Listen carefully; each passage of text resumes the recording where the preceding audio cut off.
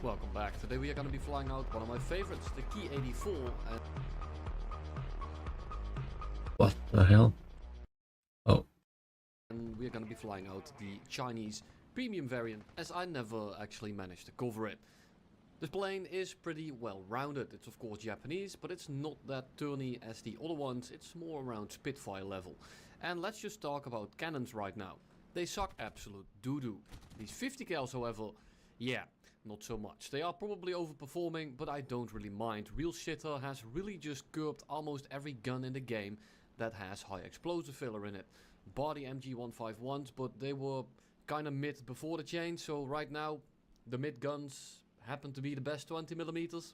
It really is a shame. Even in top tier I like to get my gun kills. I like gun kills because it actually requires some effort to get kills, opposed to spraying your 50 cals and hoping to get a lucky fire. It's just much more satisfying to line up a shot, get a reversal, and just completely blast someone out of the lobby. That's the best thing you can do in this game. Unfortunately, now with the guns being changed, you're mostly looking at getting lucky pilot snipes, getting fires, getting deflections, and getting like a crit, and then it gets stolen by some random guy that dies from orbit because he sees a guy that's smoking. All in all, it's just extremely annoying. Getting a shot like that, it's not an insane good shot, it's just like, it's a satisfying way to get a kill. You reverse someone, you blow his wings off, and you go on to the next guy. Nowadays, what I have to do is you reverse someone, you crit him, then he dives to the deck, you have to chase him for 3 to 2 minutes, and then he either reaches the airfield, or he gets stolen by some guy that thinks he gets a free kill. And he does.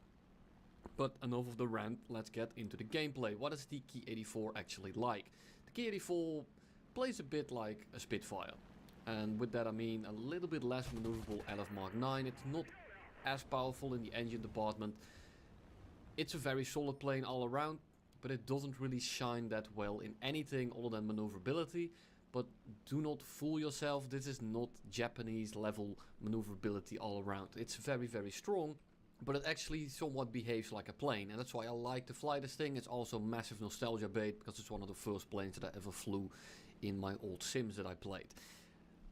I see this 190 flying off to the side, and this guy was in my game, last game, the match before this. He called out to me, and then he switched teams, so I already know exactly what he is gonna try to do. He's gonna try to single me out the second I'm at an energy disadvantage. If I hadn't seen this guy say hi the game prior and then switch teams, I probably wouldn't have thought that much about him. I probably would have just chalked it off as him side climbing, being AFK, and then he probably would have killed me. But you know, he didn't, so we go head on, we dodge the head on, and we just go up over his nose and kind of invite him into a fight. I know he shouldn't take it. There's no chance in hell he's gonna win a dogfight versus a Key 84 in a 190. Not if I play it right anyway. He can run away all he wants, but as soon as we get into an actual knife fight, or the second he doesn't extend away, he's essentially done for unless I majorly screw up. But I need to lock this guy down somewhat, because he is gonna be running max speed the entire time. Yeah, there we go. He's already talking in chat. So I already know what game we are going to be playing. And it's going to be a very long one. He says, come here. He knows who I am, even though I have a randomizer. And if you see me in game with my normal name and clan tag or whatever, there are some people right now abusing the fact that you can use all the characters and they are pretending it to be me. If you see me with my actual name, it's not going to be me. I'm using a randomizer and I always will. Here comes another 190, it's going to be the A8, because it's the American variant, and I'm kind of hoping for my team, the Yak 3U in particular on my right, to stay up here to fight these guys with me. And what does he do?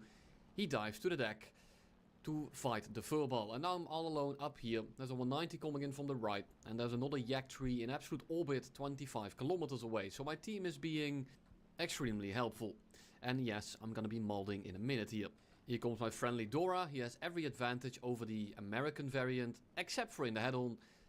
And that means he's gonna go head-on, of course. Down he goes, he accomplishes also nothing. And now I have two 190s on my 6, and I know that one of those 190 will not fight me and just boom and zoom me all day long. And yes, I'm not complaining about that, that's what he's supposed to do. The issue is that in this kind of position, I have very little options other than try to force a mistake or try to make him overshoot. But I also don't want this to be a high speed chase where he starts on my 6, because then the 190 is actually pretty likely to get some shots in, and I'm not feeling that. So I'm gonna go below him, I'm gonna try to make him compress, and then we're gonna try to go up over his nose. I'm trying to lead his turn, but he's gonna run away and fly towards my yak tree. All is well so far, at least we wasted some of his energy, but he's a lot faster than us, and he is not gonna engage anything because he wants to kill me. It's very clear from the start. And no, he's not doing anything wrong, I'm not complaining about it, I'm just saying what is happening. And then I see the A7M on the deck dogfighting the yak tree, and I'm expecting the yak tree to lose this. So I'm gonna come in right now and make sure that this A7M doesn't actually accomplish his goal. I'm coming in, I'm gonna third party the yak tree, and the yak tree really needs to get out of here. He needs to get away right now because this 190 is coming in. I fly next to the yak tree, I hope that the 190 goes for me instead of the yak. He does not. And he takes down the yak. But now the 190 wasted a lot of energy and he is finally directly below us. So now we can actually play the game again. So what do we do now? Are we going to chase this 190 to the edge of the earth? Not really, but he is flying towards his team and I need to beat her anyway. So I am going to chase him to not give him some breathing room, and turns underneath us, and I'm going to take this opportunity to dive on him as he's putting himself in a very, well, vulnerable position. But what does he do? Of course, first he shit talks and then he runs to the airfield, like the absolute bozo he is. So I'm gonna break off, I'm not gonna have any of that, and I'm just gonna fly towards the rest of the pack. He was still now a high priority target, because he was the highest, he had the highest energy, and he's still banking a lot of that energy, but I cannot focus my time on that one dude. He is gonna run me out of time, fuel, and tickets. And we are ahead of tickets, but you know how I am. I don't want to win on tickets, I'd rather kill all of them. And yes, I will complain about it even when it nets me the win. 190 is already side climbing, but he's giving me a lot of room here to actually fight the rest of his team. FAF is pitching up for us. Another 190 is on the right, the friendly one, he's coming in. And his FAF has nowhere near the energy to do this. And he is going to pitch up, he's going to stall himself out. I'm just going to pitch down and I'm going to clean his cockpit real quick. There we go, blast him apart. And up we go again. On the 190 on my left, it's the 190 from earlier that had the RTB, so he's probably full on fuel again, full on ammo, and I know that he's going to be spraying, but I also know that he's going to be slightly heavier as he is full of fuel. So I kind of just fly out, I'm just going to extend away a little bit, bank my energy into altitude, so that I can put this 190 in an absolute terrible position for him. The guy in chat that was saying hi before is now showing his true colors and molding his absolute ass off. But thank you for the chat, Salt, it always does very well in these kind of videos. So I'm gonna dive on the 190, he's just gonna dive out, but I'm not really interested in killing him outright.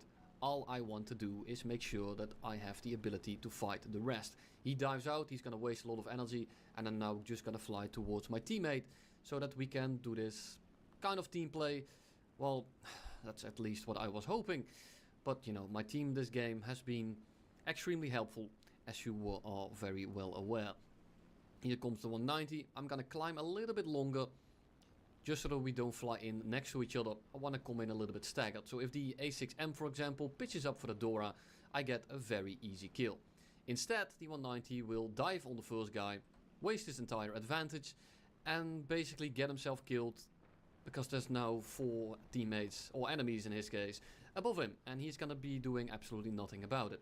Very cool. I need to save this guy basically, because he's my only lifeline in this game, and I'm not really feeling fighting a zero. I notice that he's pitching up, he's not really paying attention, and I'm just thinking to myself, I need to kill this guy right now. I need to get my teammate alive, or keep him alive rather. I miss all my shots, I then get a crit in, I do absolutely nothing to him. Very cool, thank you Gaijin and your new damage model system. And we need to fly away. The 190 is in an absolute terrible position. He is not, no, I can't salvage his life anymore. So I'm just going to fly away for a little bit in the hope that the 190 at least brings them down and wastes a little bit of their energy. He does not. He does the same thing as the other 190 and just sends it in a full commit head-on. So we are going to be flying away for a little bit as I'm trying to use my lack of fuel and their lack of fuel to my advantage by flying near my airfield. You can see it on the right there on my minimap. I'm not going to be using the AA, but I want to be somewhat near it so that I can land after I run out of fuel. And yes, I'm molding in chat. I'm sorry for the people I modeled at. I know that everyone has different levels of experience in this game, but I was having an absolute terrible time. And that's not an excuse, but that's the reason why I lashed out. I'm terribly sorry, but I said it. I can't really do much about it. So we climbed away a little bit, and now we have some altitude. This is exactly why I flew away. This guy is still just talking shit in the chat. He is absolutely loving himself right now, but the Seafire stalls himself out. We dodge the head-on, and we just pull right in. There we go. Kill number 1. 2 to go. Issue is, they are both on equal energy, and they are both behind us. And I don't have much fuel, but that's nice right here, because that means that I'm a hell of a lot lighter. Spitfire on R6, he's not catching us just yet, and now he is.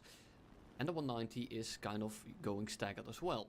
So I'm kind of thinking to myself right now, what am I going to be doing? I see that the 190 is not chasing us just yet. He's not flying directly at us, and I want to separate them as much as possible.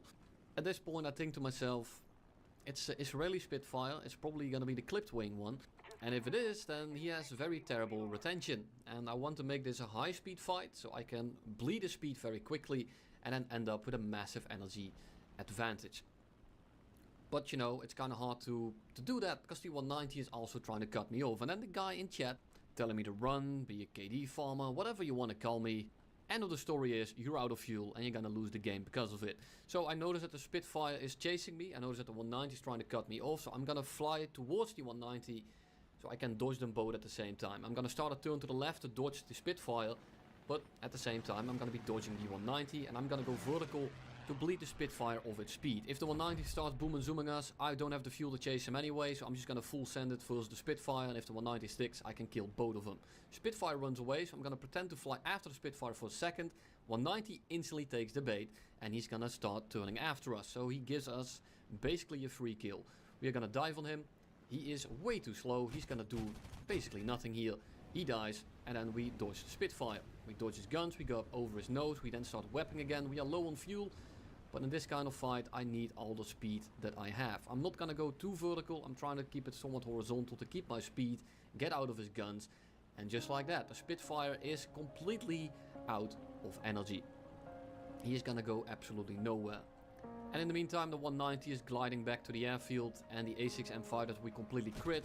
Well, we won the game because he was crit, but What we the didn't hell? go for it. He just took off, and we are gonna be running into him at the end of the game, but then we win on tickets, because this game absolutely blows balls. Thank you all for watching, and I'll see you in the next one. That guy knows how to fly an airfield. Or airplane, I mean. Okay, next movie.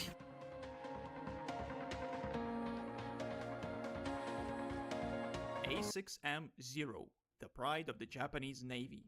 The plane that absolutely demolished Allied aircraft early in the war.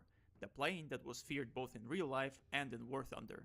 It should be said that, in real life, Zero's domination did not last forever. As the war progressed, Allies learned how to counter the Zero, on top of replacing their old planes with new, superior designs. By 1945, Zero was not a threat anymore. It was a shadow of its former self, a plane that was used for kamikaze purposes more often than not. So when you look at War Thunder, you expect to see a similar story. And yet, something very unusual is happening in War Thunder. Here, the Zero, together with other maneuverable planes, dominate the skies. In fact, it has become so bad that these maneuverable planes are constantly getting their battle rating increased higher and higher. These days they have to fight far superior planes that should absolutely destroy them. And yet, somehow, the Zero still comes out on top.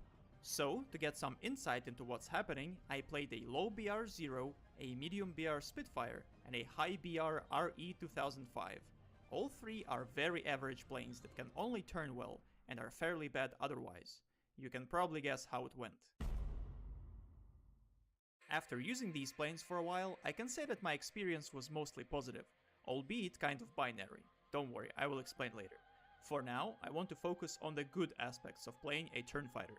First of all, such planes are incredibly easy to use without much knowledge or experience. I would go so far as to say that, in most matches, you can turn off your brain and still get multiple kills without breaking a sweat. While the planes like the BF-109 or P-51 require you to think and consider your next move, the Zero doesn't. Its incredible maneuverability at any speed allows you to make mistakes and not get punished for them. While the P-51 has to play safe, the Zero can be as aggressive as it wants. The aggressive nature of such planes also makes them perfect for players who are impatient and want constant action. After all, one of the main complaints about RRB is the fact that it is somewhat slow, especially early in the game. When you are in a turn fighter, however, you don't really care. You can go straight towards the enemy and dogfight anything that comes your way. It doesn't matter what it is that's coming at you, because you know you can just turn with them and win. This is another aspect of turn fighters that helps inexperienced players. You don't really need to learn about other planes and their specifics, as your game plan always stays the same, no matter what enemy you're facing. What else? If you find an enemy who is going slower than you or is below you, you are essentially guaranteed to kill them. It is extremely hard, if not impossible, to defend against a zero who is diving on you from above. A few words about the specific planes that I was using. A6M is absolutely unbeatable in its turn fighting niche. It is actually impossible to beat the zero in a dogfight if you don't have an energy advantage. It also doesn't compress at high speeds like in real life, which is a bit weird. The Spitfire, while not as maneuverable, possesses insane firepower in the form of 4 Hispano cannons with a decent amount of ammo. These cannons have good fire rate, velocity and damage, so as long as you can keep your nose on target, a short burst is enough to take them down. Our E2005 is a mix between the two. It is very maneuverable, especially compared to planes it has to fight, and has a very solid set of guns in the form of 3 MG151s. Good turn and good guns. What else is there to say? After flying them for a while, I can definitely see why people like these planes so much. I can see the appeal of this brain-dead playstyle. You just sit back, relax, turn with everyone and get easy kills. I get it. Now, remember how I said that my experience was very binary? Yes, I did have a lot of very easy games where I didn't have to do anything to get kills. But there was another, very depressing side to it. I did my best not to talk about it up until now, but it is time.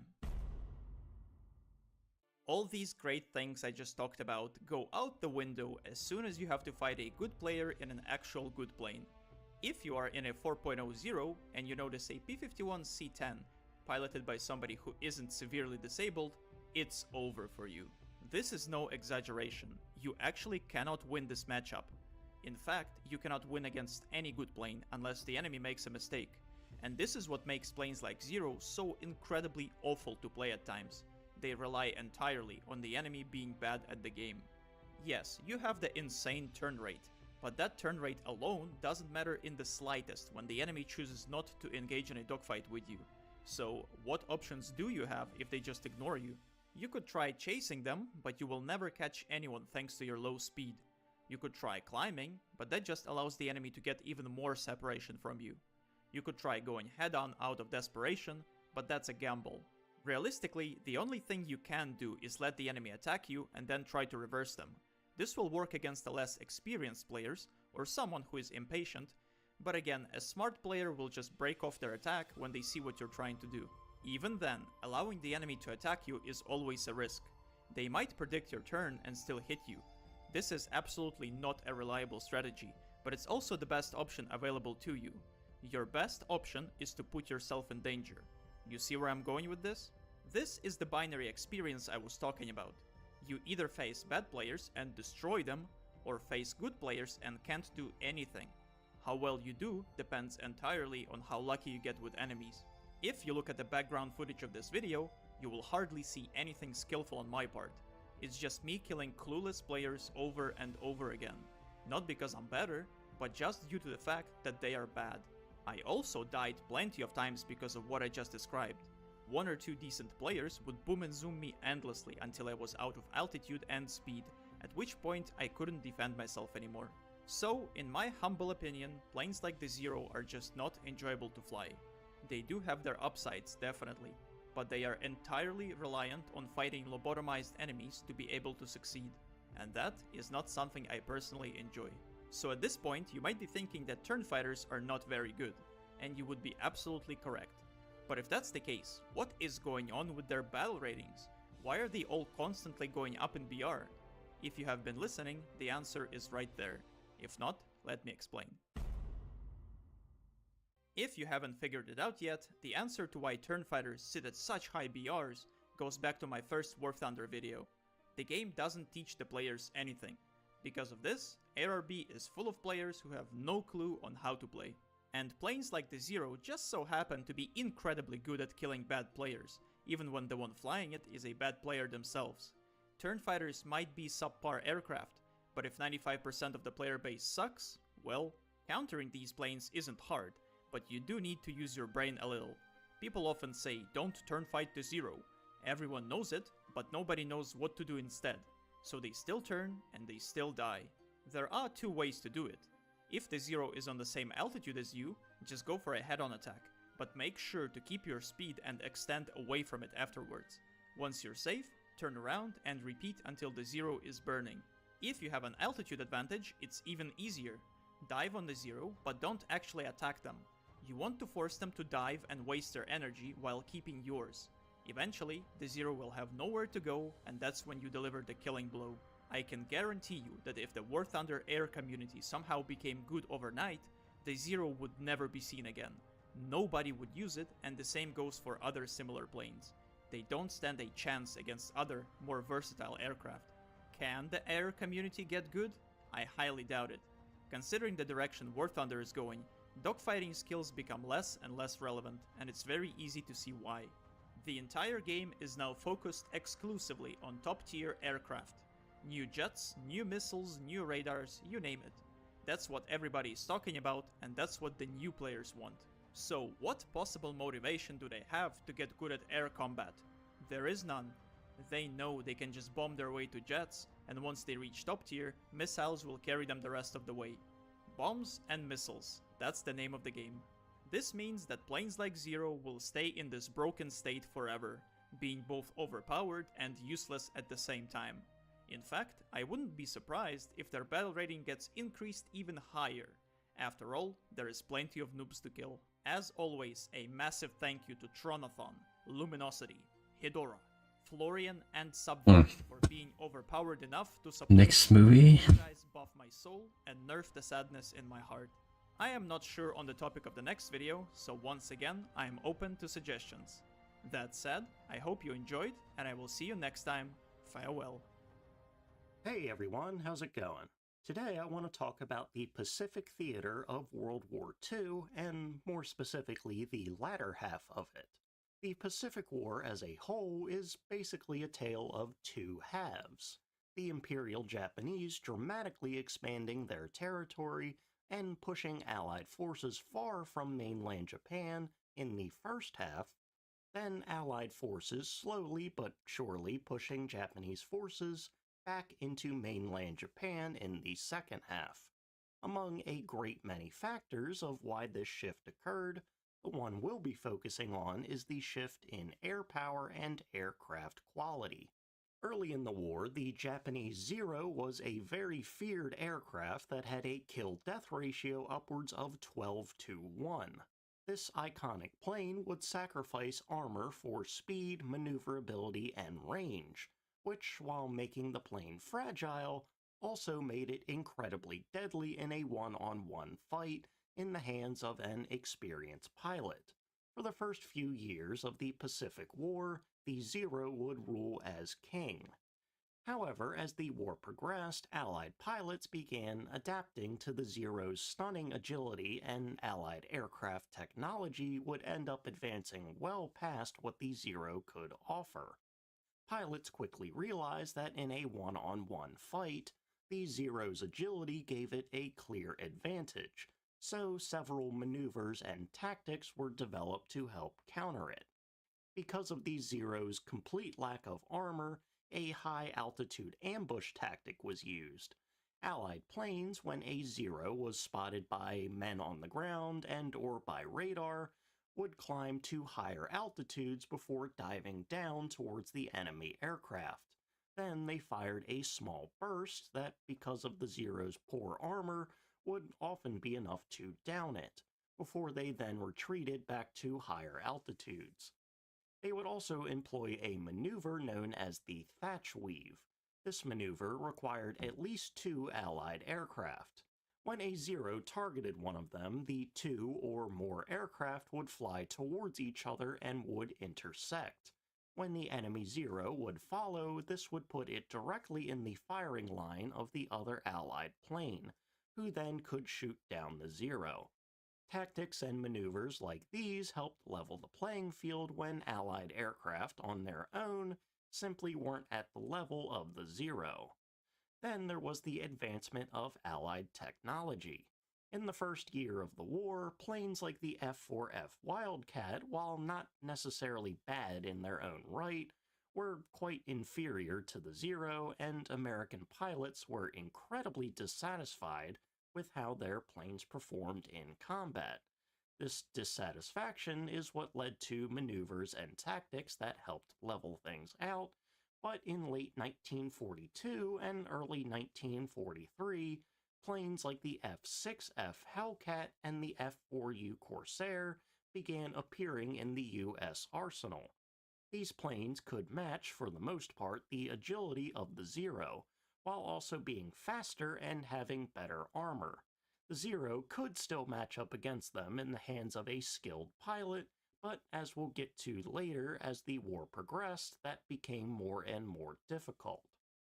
Now, just before Allied forces introduced planes like the Hellcat and the Corsair, Japan began testing a new fighter aircraft, a modified version of a different plane that, when it finally saw combat, gave the best Allied aircraft a good run for their money. This is what was likely the best fighter in the Japanese arsenal and possibly one of the best fighter planes of the Pacific War. This is the Kawanishi N1KJ.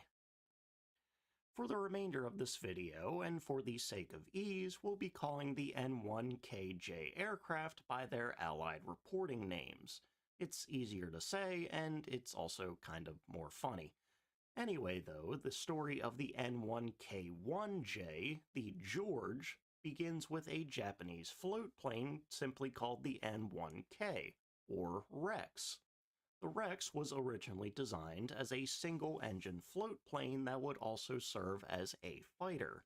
A float plane specifically was sought in an effort to further the Japanese advance through the Pacific in areas where neither carriers nor land-based aircraft were viable, basically for use in island chains where Japanese airfields didn't exist. This plane would first fly in May 1942, just before the Pacific War began turning against the Japanese.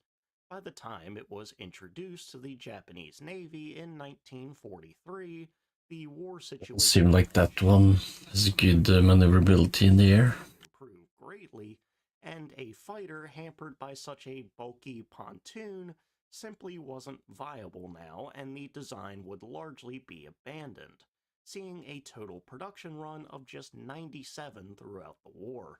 Luckily for the Japanese military, the company Kawanishi saw great promise in its airframe and elected to privately test it as a land-based fighter.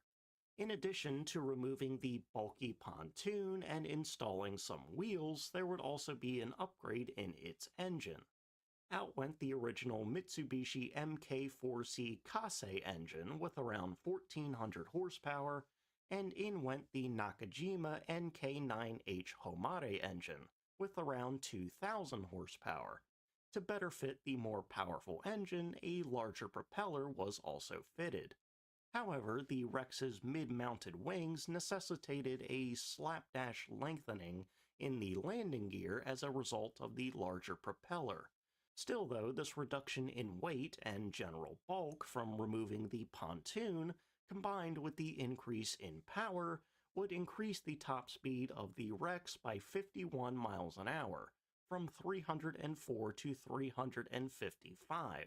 Combine this speed with 4 20mm cannons in the wings, the plane as it stood here was faster and stronger than the Zero, while also having solid agility and better armor. The first prototype, now referred to as the George Hjalp here, would fly on December 27, 1942, to mixed but promising results. The flight testing confirmed the greater speed of the George and overall solid flight characteristics, but there were some issues with the engine and the landing gear. Its engine had been rushed into production and was thus prone to issues, while the landing gear was prone to failing due to poor heat treatment of the wheels. The wheels will get hot after all. Still, though, the actual flight characteristics were so promising that the George design was ordered into production, receiving the designation of N1K1J, full name Kawanishi N1K1J Shiden. Immediately after that first test flight, either on December 31st or January 1st, 1943, Kawanishi embarked on creating an upgraded version that was significantly redesigned. The wings would be moved from a mid-mount to a low mount, allowing them to use a more conventional, shorter landing gear. The fuselage would also be lengthened, and the tail would be redesigned as well. The general production process would be simplified, and a whopping 550 pounds of excess weight would be removed. The engine and the armament would remain the same. This new design would have the full name of Kawanishi N1K2J Shiden Kai. This model was also called the George by Allied forces, but to help differentiate it from the George. N1K1, I'll be calling it the Kai. While these upgrades and alterations to the Kai were significant, the wing alteration helped fix the landing gear issue. The most significant change in the design may have been the smallest. One of these little guys was added to the aircraft's gauge system. This simple addition was a mercury switch. Now, before I continue, I should mention that some sources and websites make it sound as if this little switch was on the Rex and the George, but the National Air and Space Museum says that this switch was unique to the Kai, so I'll take their word for it. Anyway, this kind of switch activates when the mercury metal in the glass tube connects the two electrodes, completing the circuit. In the case of the Kai, what this switch did was it was set to trigger when there was a change in G-force and airspeed. When that change was detected and the circuit was then complete, the system automatically deployed combat wing flaps that, depending on the force and airspeed, were angled up to 30 degrees. These flaps would help generate lift and lowered the plane's stall speed. What this would mean in practice is that on sharp turns, these flaps would trigger and allow the plane to take even tighter turns. Once the pilot stopped turning and the G-forces decreased, the flaps would automatically retract back to normal. Combine this boost in turning agility with the fact that the Kai already had a very high roll rate at 82 degrees per second at 240 miles an hour, this would make the Kai an astonishingly agile aircraft. Because of this sheer agility, the fact that its top speed of around 370 miles an hour was below that of the Hellcat and Corsair didn't matter all that much. Still, though, the fact that the Kai was a full redesign meant that it wouldn't be appearing on the battlefield until much later. Meanwhile, the George began rolling off the production line in small quantities in mid-1943, with about 10 models being produced for testing from July to August. After that, the production of the George would generally follow a bell curve from September 1943 to June 1945, with the peak occurring in September 1944 with 106 models produced. In that span, a grand total of 1,007 Georges would be constructed, which sounds like a lot until you consider the fact that during the same span, well over 5,000 of the comparatively outdated Zeros were also constructed.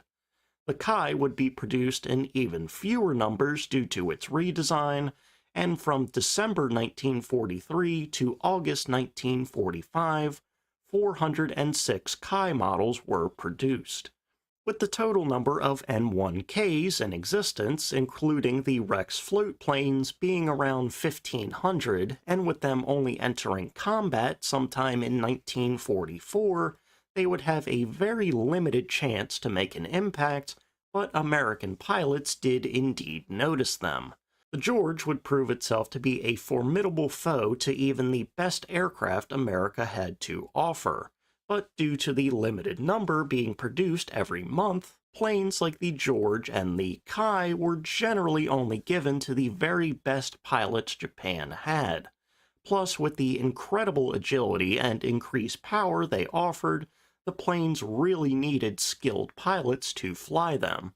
The less skilled pilots would generally be given other aircraft like the Zero. For example, a late-war Japanese fighter group called the 343rd Kokutai were outfitted with both Georges and Kais, along with some Zeros. The combat results of such groups, at least when compared to more novice groups flying more inferior aircraft, were quite impressive, and generally speaking, the groups outfitted with the Georges and Kais could go tit for tat, blow for blow with American groups. According to a bit of a Japanese legend, in February 1945, ace pilot Kaneyoshi Muto, all alone and flying a Kai, came up against 12 American Hellcats. Seemingly faced with certain death, Muto would manage to fight off all 12 Hellcats by himself, shooting down 4 of them in the process. Now, this would be quite the story if it were actually true. In reality, the story was a propaganda piece, but with a small hint of truth. The real story is that Muto and at least 9 other pilots came across a formation of American Hellcats, 7 strong. Muto and co. would manage to take down 4 Hellcats with no losses to themselves before the remaining 3 Hellcats would retreat. Now, this was just a single event that was a pretty clear win for the Japanese pilots, but other events were more even-handed, with both sides trading blows and losses. For an example of this, we can look at a battle in the skies of Kure, a city in Hiroshima, on March 19, 1945. In this battle, a U.S. force some 300 strong, consisting roughly half of dive and torpedo bombers and the other half of Hellcats and Corsairs, came up against the remnants of the Japanese combined fleet, which included several large battleships and carriers, and the 343rd Kokutai, with total air forces measuring roughly 300 strong as well. The overall battle would be a loss for Allied forces, where they would damage several Japanese ships but sink none, while suffering over 800 dead due to the USS Franklin being severely damaged by the Japanese. For our purposes, with the N-1K planes, the air battles between the Allied Corsairs and Hellcats and the Japanese Georges and Kais proved to be basically even. Losses were pretty low for both sides, all things considered, but still basically even. Allied forces would lose 14 fighters and 8 pilots in combat. Not all 14 planes were shot down out of the sky, mind you, and several would manage to return back to their ships, but they were so badly damaged that they were just tossed overboard from their respective carriers. Allied forces also lost 13 of their dive and torpedo bombers in the process. Japan's 343rd Unit would lose 15 fighters, all N-1Ks, and 13 pilots, along with the loss of a 3-man reconnaissance aircraft and 9 other pilots presumably flying Zeros. In the aftermath of the battle, some of the American pilots that were captured by the Japanese would remark on the surprising quality of the Japanese aircraft and pilots they encountered, saying, in essence, that they believed that the Japanese forces at that point were incredibly poorly coordinated and had poor aircraft. So coming across the 343rd and their N-1K planes came as an incredible shock to see such proficient aircraft and skilled pilots at that stage of the war. There are several other battles and events I could recap here, but for the sake of brevity, I'll link down in the description a book on the 343rd and their battles if you are interested in reading more. To summarize though, planes like the George and the Kai ended up faring remarkably well against late war American fighters, Where the Zero was now outclassed, the N1K shined. Still though, this raises the question of why, comparatively, so few George and Kai planes were made.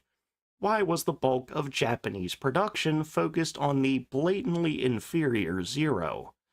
To answer this question, we have to understand the state of the war, Japan, and its Air Force. As you may have inferred from the Kure battle, the war had progressed to the point where Allied forces were flying over the Japanese mainland, and they were attacking Japanese ports, factories, infrastructure, etc.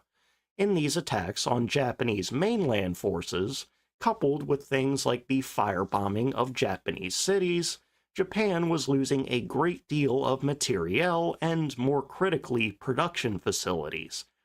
The crippling of Japan's factories inherently limited how many aircraft they could pump out to try and defend the mainland. Still though, if their facilities were limited and damaged, why not produce the N1K planes instead of the Zeros? That was because, between the two, the Zero was far easier to produce. While the Kai version of the N1K had been simplified, any N1K plane was more complex and more difficult to produce than your average Zero.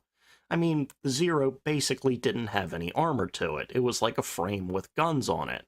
It was much easier to make one of those than a plane with bigger guns, armor, and that unique Mercury switch system. Still though, even if we have a hypothetical scenario of the N1K being easier to produce, I do still think it's likely that they may still have focused on producing the Zero, due to the fact that the Zero was regarded as being easier to fly. As previously stated, the Kai, with its unique combat flap system, and the George more broadly, were more demanding planes and required much more experience to properly control. At this point in the war, Japan severely lacked experienced pilots.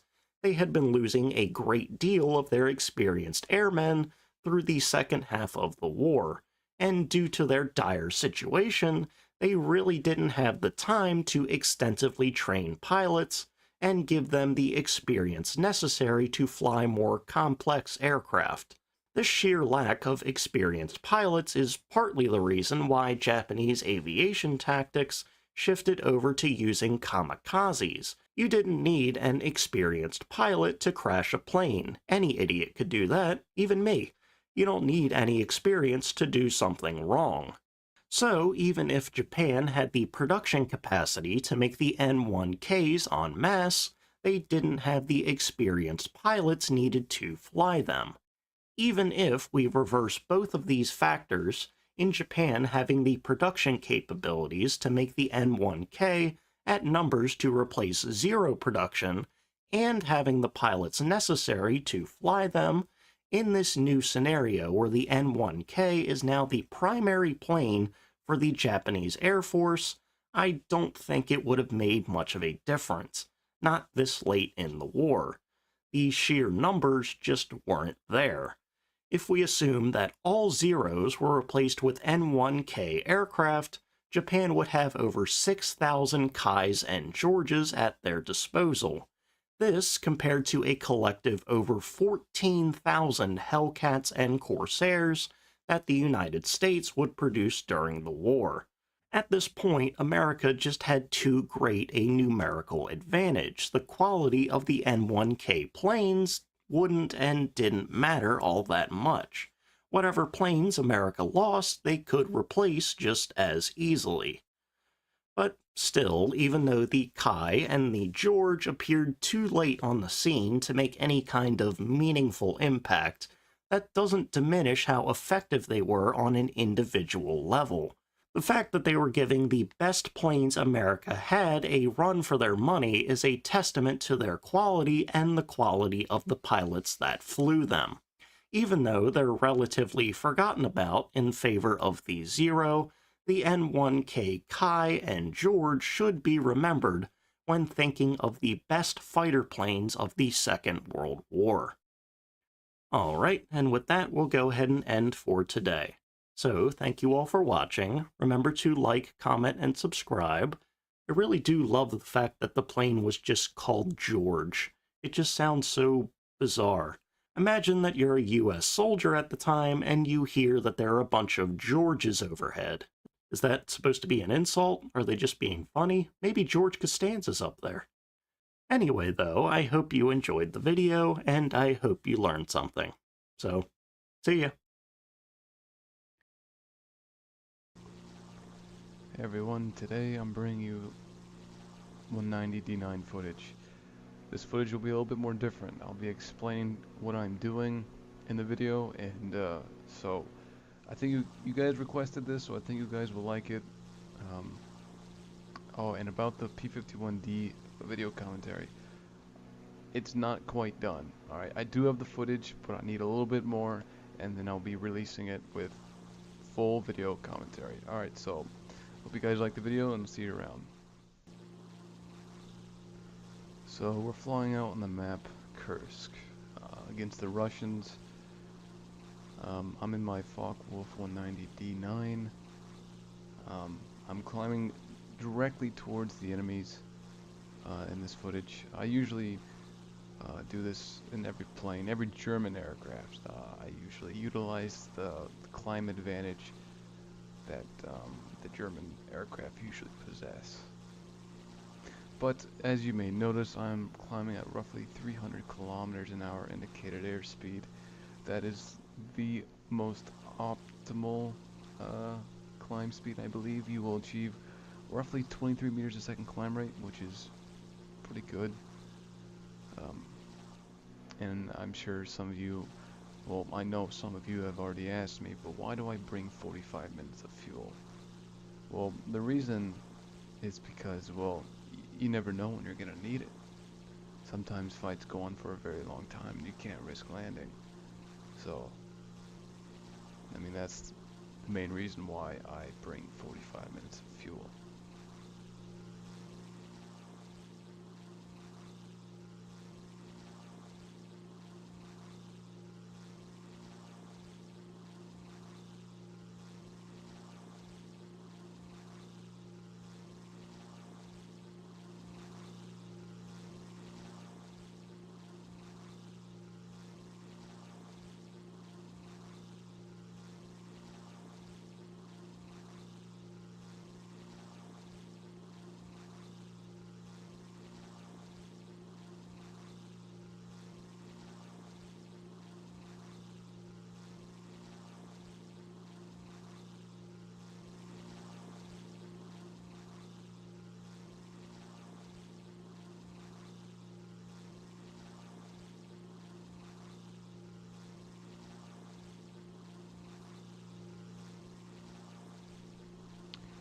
As I begin to spot the enemy team,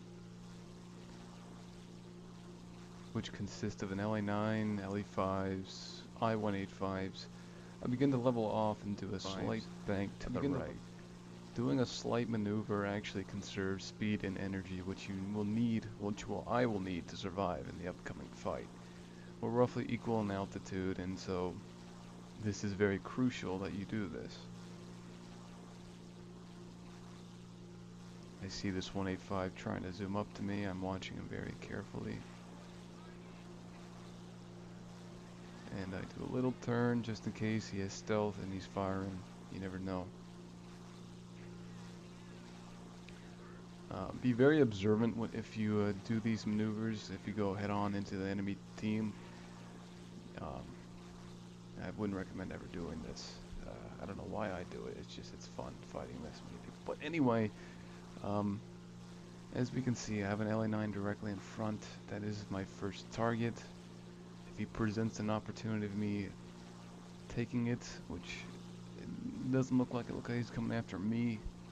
So what I'm actually going to begin doing is going into a shallow climb at the start. And then I'm going to gradually increase. And then this is where it gets really important. This is where you have to really pay attention how I do this. At the apex of your loop, or the top of your loop, you need to pop landing flaps to provide as much lift as possible. I see the LA-7 below me. I quickly roll to the right of him. he's very exposed. He didn't quite properly evade, and light him on fire, and then I check my 6. As you can see, I have 2 planes on me. I'm going much faster than both of them. I'm doing a slight gradual turn to evade the shots and keeping my speed. If I were to do a hard turn, they'd be pretty close, if not on my 6. You gotta do very slight maneuvers when evading, especially at distance.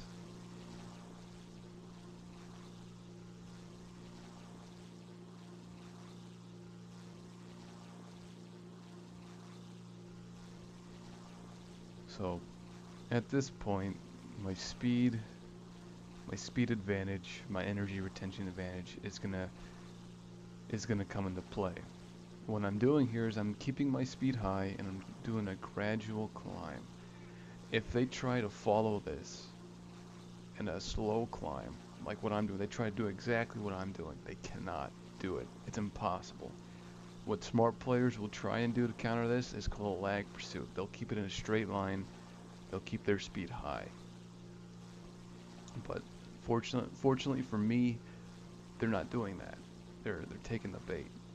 So as soon as my speed begins to dip around the 200 kilometers an hour speed, I drop my landing flaps and do a slight, begin to go up. They can't follow this because they followed me in that climb, that shallow climb. They don't have the speed, they don't have the energy to follow this. And my plane is much better at this altitude than theirs. So I'm trying to make sure he gets right below me.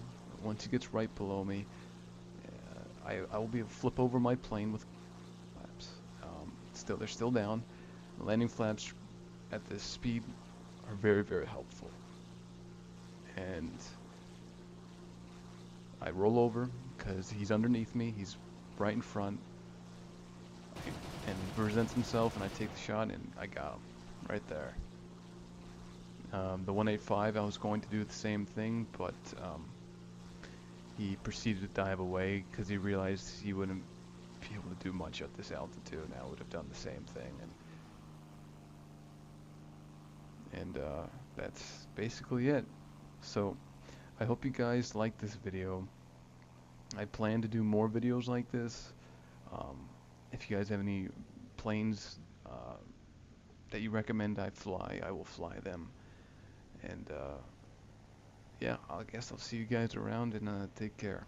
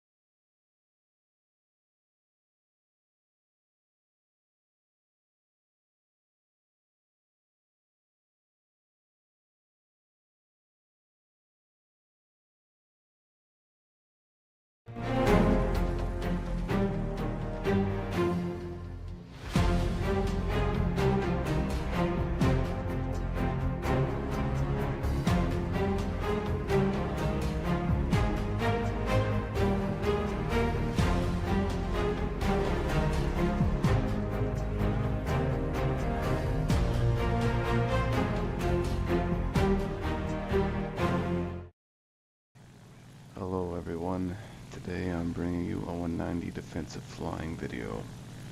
In this video I'm going over a type of maneuver where you fly in a way where you're putting yourself in front of the enemy's gun sight, and you're utilizing your roll rate and abusing their higher energy state. At times this can be very rewarding and may even save your life, but the catch is it is very dangerous since you're putting yourself in front of them. I wouldn't recommend ever doing this unless you absolutely ever have to, but let's begin. Before ever starting a defensive type of maneuver, or the maneuver I'm about to show you, or the type of flying, whatever you want to call it, you have to analyze the situation. You have to understand their energy state. It matters what plane they're flying. The list can go on and on. But the two most important things that you should worry about is their energy state and the plane they're in. That's what you should focus on the most.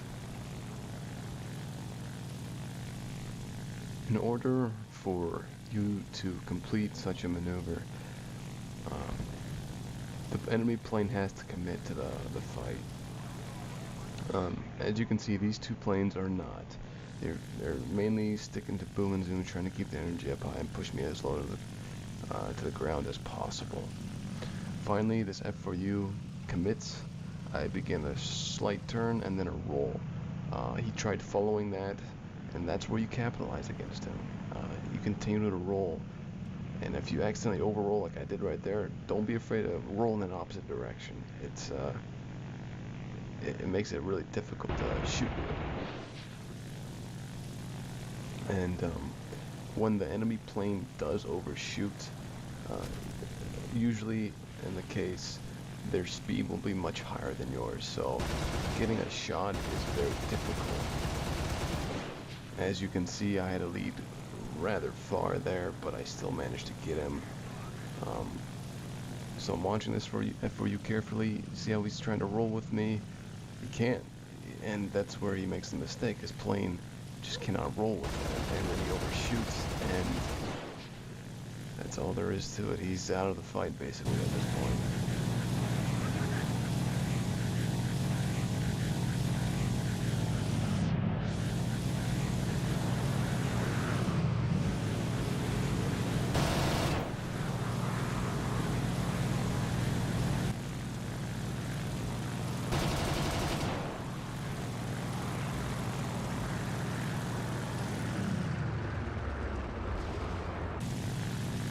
Let's quickly analyze this situation. If P4 is 7 up high,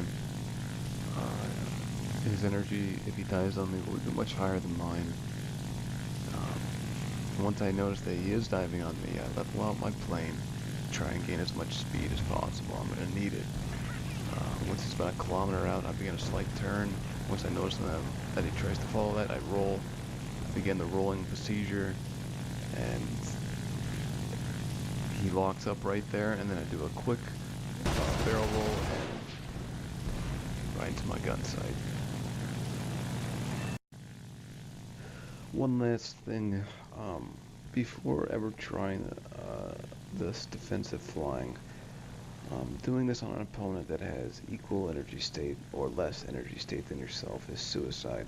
As you can see, I misjudged this Typhoon's energy state. He had roughly the same amount as myself. I got very lucky. I was just outside of his gun sight, and I was able to reverse the situation quickly. If you have any questions regarding what planes they should work on, this should work on most planes, generally speaking. If the plane rolls well, it's more difficult, but it should still work. If you have any other questions, feel free to ask in the comment section below, and I'll try my best to respond. That's all there is to it, so I hope you guys enjoy the video and take care.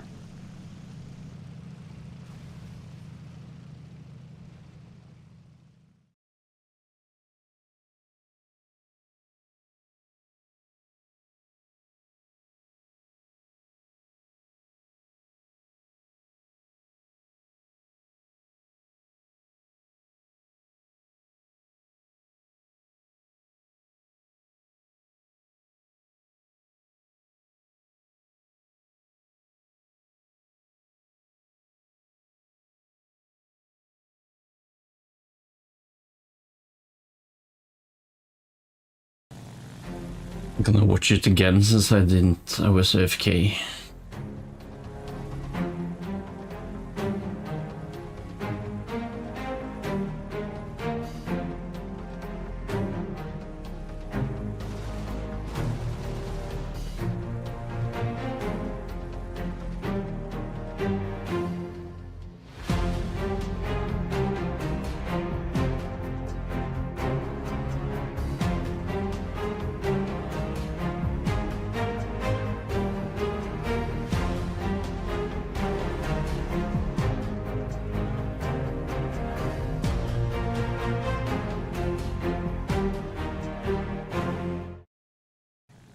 Hello everyone, today I'm bringing you a 190 defensive flying video. In this video I'm going over a type of maneuver where you fly in a way where you're putting yourself in front of the enemy's gun sight, and you're utilizing your roll rate and abusing their higher energy state. At times this can be very rewarding and may even save your life, but the catch is it is very dangerous since you're putting yourself in front of them.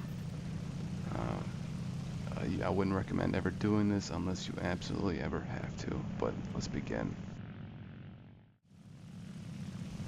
Before ever starting a defensive type of maneuver, or the maneuver I'm about to show you, or the type of flying, whatever you want to call it, you have to analyze the situation. You have to understand their energy state. It matters what plane they're flying. The list can go on and on, but the two most important things that you should worry about is their energy state and the plane they're in. That's what you should focus on the most. In order for you to complete such a maneuver, the enemy plane has to commit to the fight.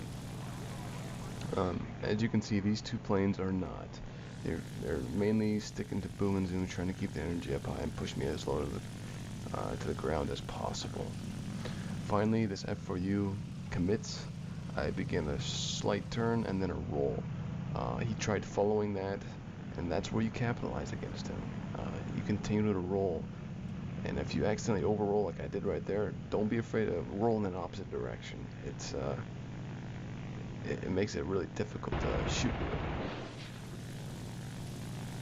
you. And when the enemy plane does overshoot, usually in the case, their speed will be much higher than yours, so getting a shot is very difficult. As you can see, I had a lead rather far there, but I still managed to get him. So I'm watching this for you carefully. See how he's trying to roll with me? He can't, and that's where he makes the mistake. His plane just cannot roll with him, and then he overshoots, and that's all there is to it. He's out of the fight basically at this point.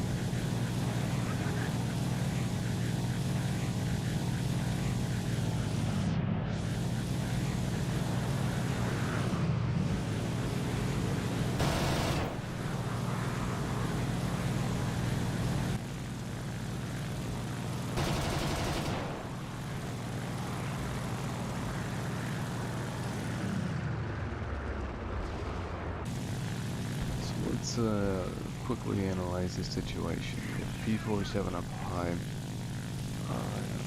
his energy, if he dives on me, will be much higher than mine. Once I notice that he is diving on me, I level out my plane, try and gain as much speed as possible. I'm going to need it. Once he's about a kilometer out, I begin a slight turn. Once I notice that he tries to follow that, I roll, begin the rolling procedure, and he locks up right there, and then I do a quick barrel roll and right into my gun sight. One last thing, before ever trying this defensive flying, doing this on an opponent that has equal energy state or less energy state than yourself is suicide. As you can see, I misjudged this Typhoon's energy state. He had roughly the same amount as myself.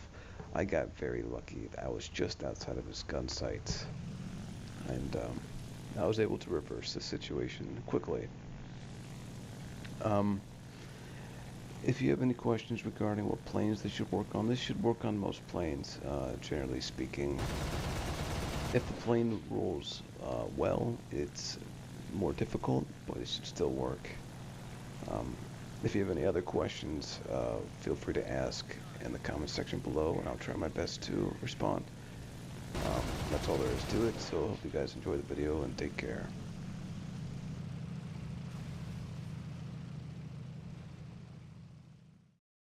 Well, I guess I'll play some more Warthunder.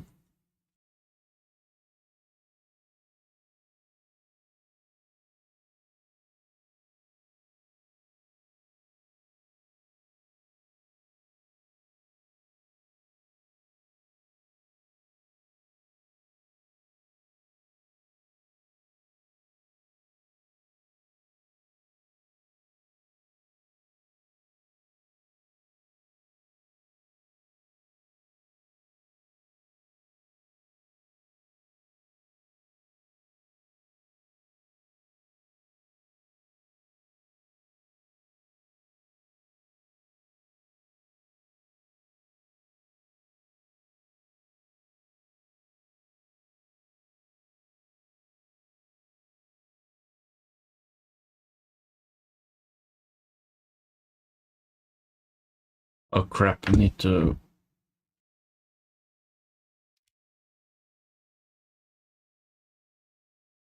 Begins.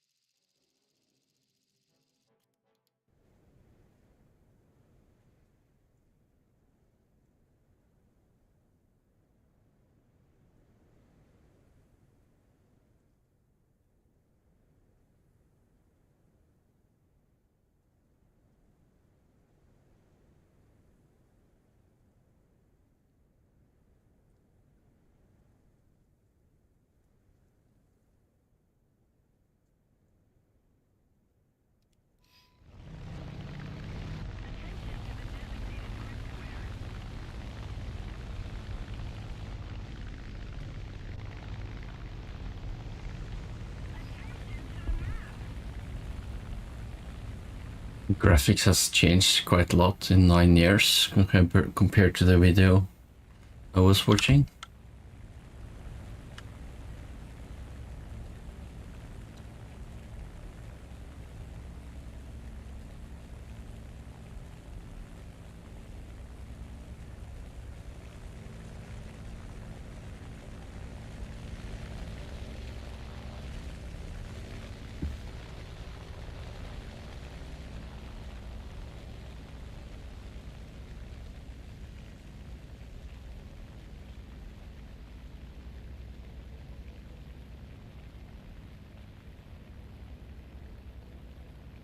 Yes, this plane was some kind of... has quite good turn rate.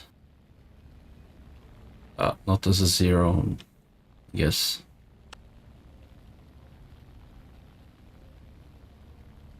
Attention to the designated grid zone.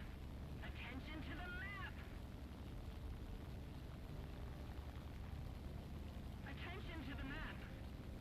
Attention to the map. Attention to the designated grid square.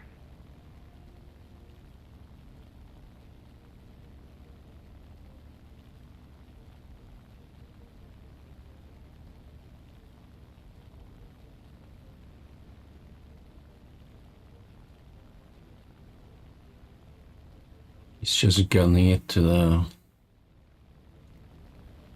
bomb site.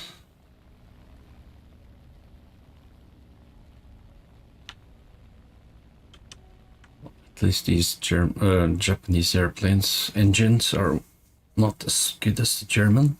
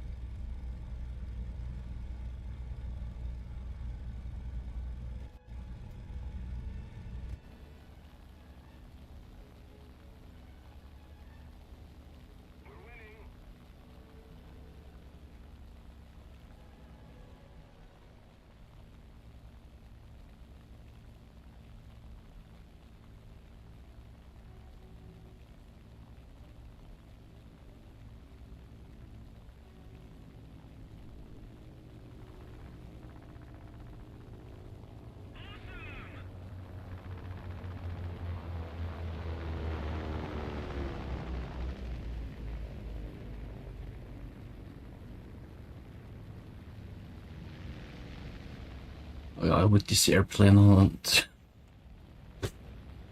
I'm not reaching the combat until everyone is dead.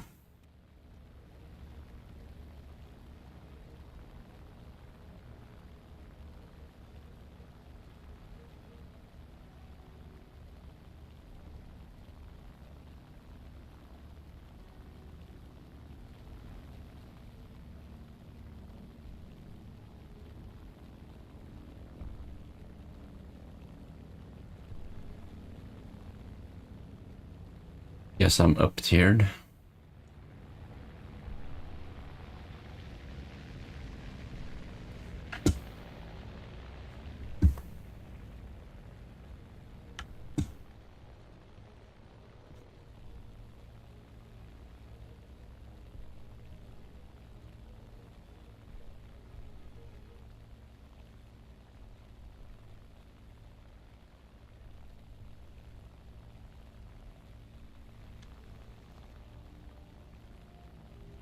Guess I shouldn't dive on that guy and before the Peter did 30. Oh! Yeah, never mind.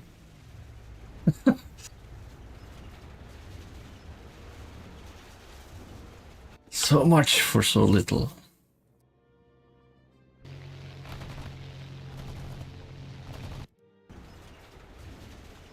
Try again. I guess maybe that aircraft is more of a bomber.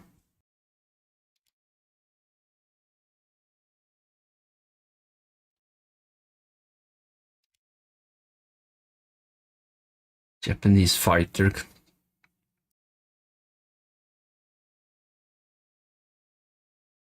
Yeah, I'm gonna keep playing the German airplane, feels much better.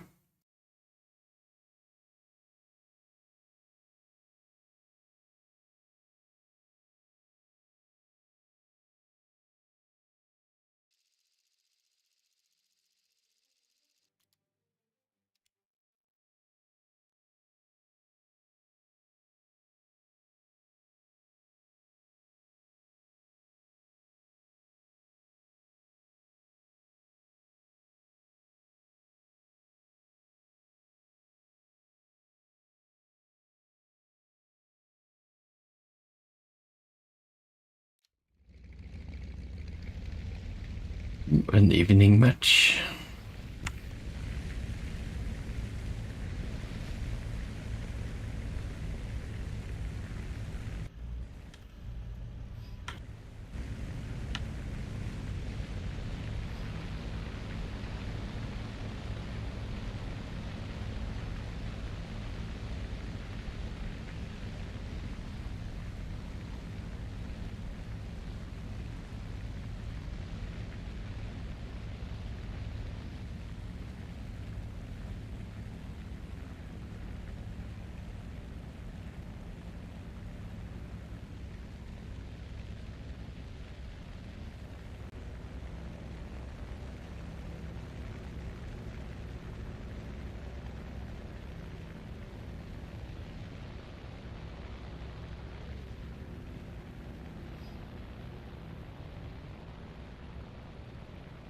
Maybe I should wait for my teammates.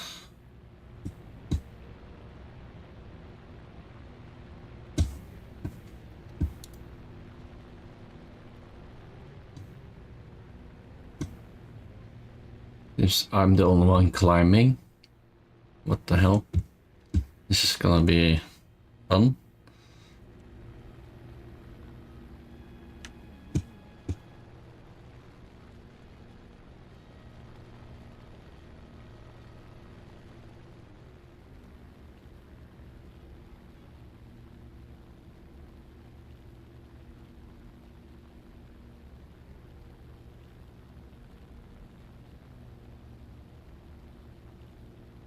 Attack the A point.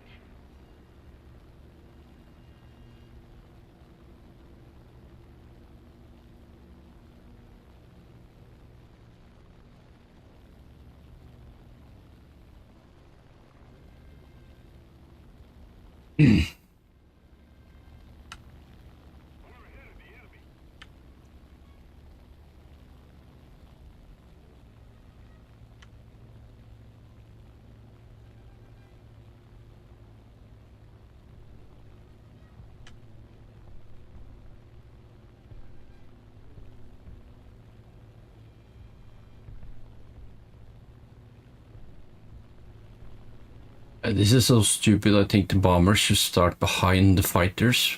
But when you choose air spawn as a bomber, you always start a bit overhead and further away. So if you face a fast enemy airplane, you get shot down.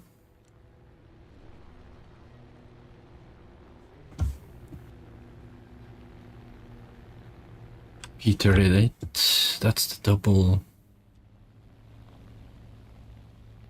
plane with the 2 planes in one, isn't it?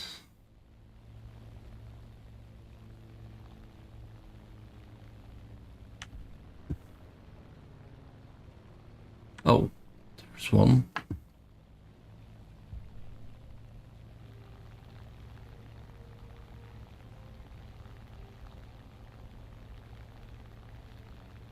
I'm just gonna dive on them.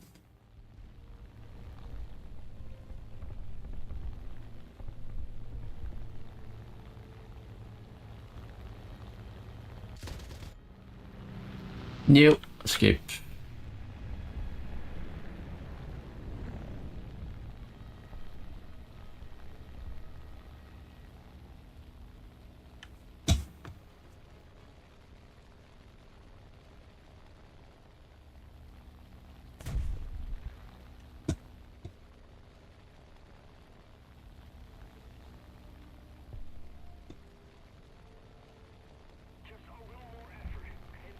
If anyone had some ideas or tips, feel free to bring him out.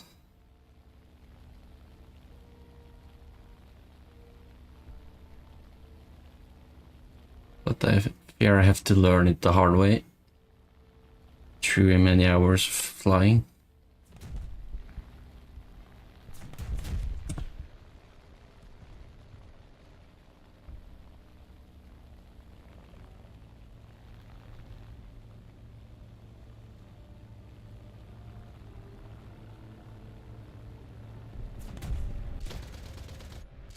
Come on. That's my biggest issue, knowing how far ahead I need to shoot.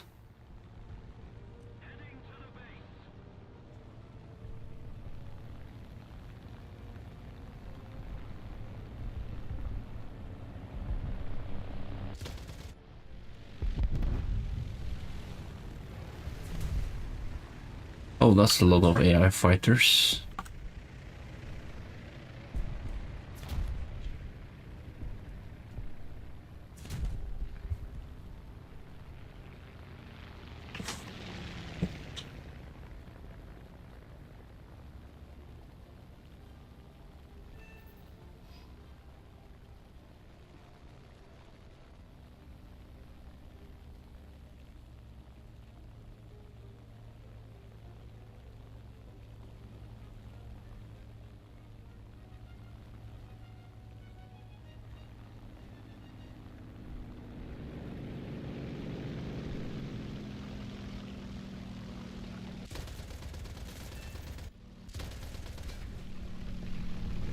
Yeah, I managed to hit at least an AI.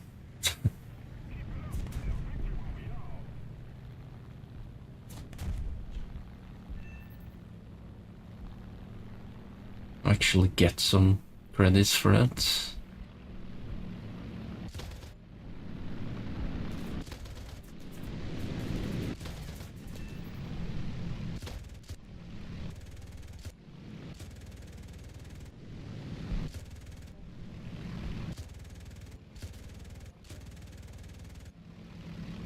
What?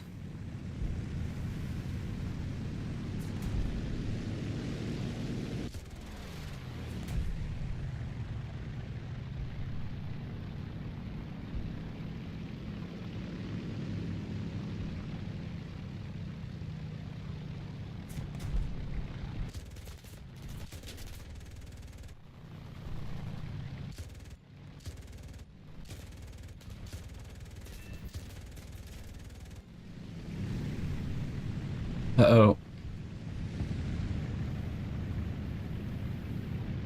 No cannon ammunition left.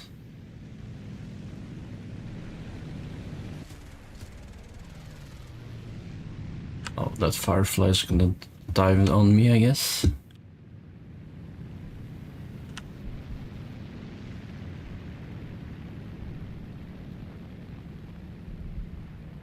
Oh, yeah, I have too low speed, so I can't properly turn.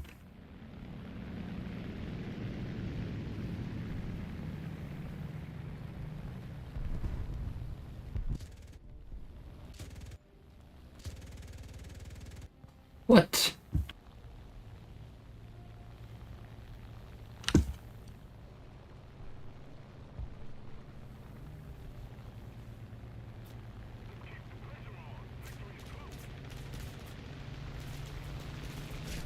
Ah, shit. Well, one AI kill and a few hits should give me something at least.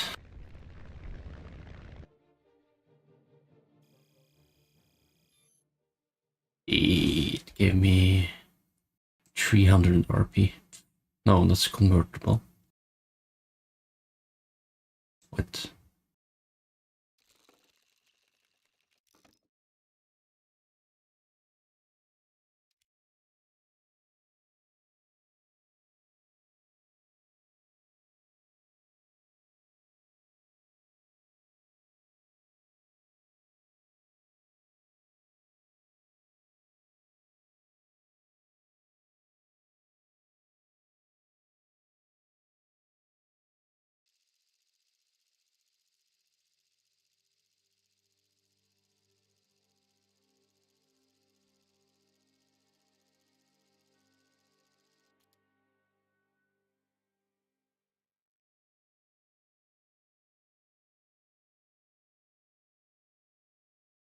Yeah, let's go.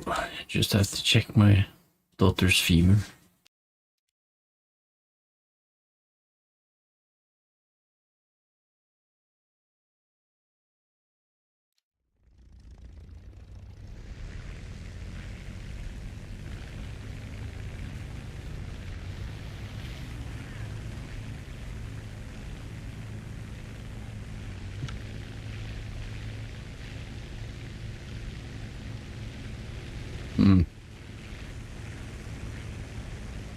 No other climbers here.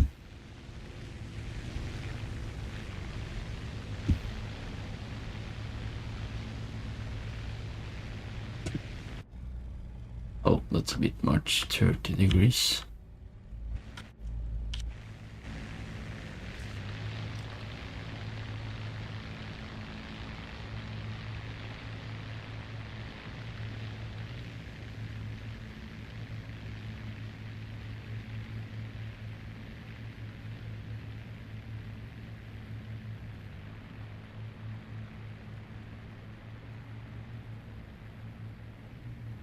Okay, I'm gonna try following the team just from above.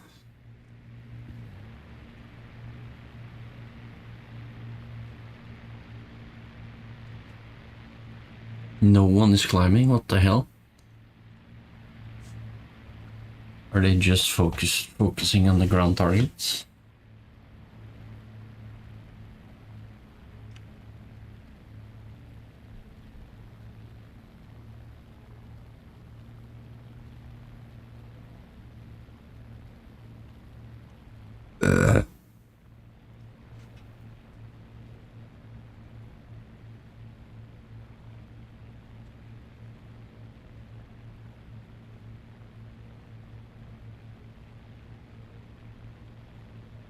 Yeah, because they're not gonna get picked off one by one.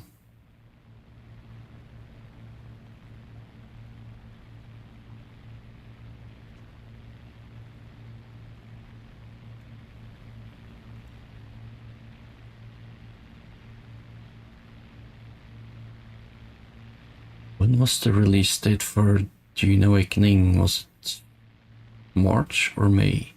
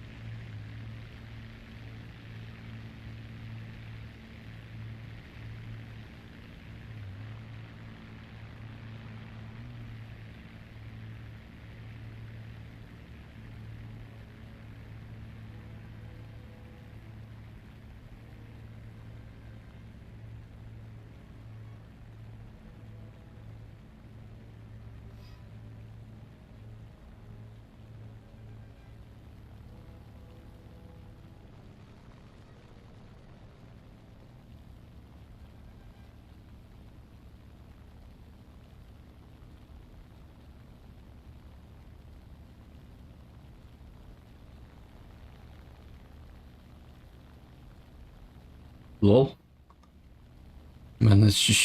The bomber managed to shoot down a interceptor.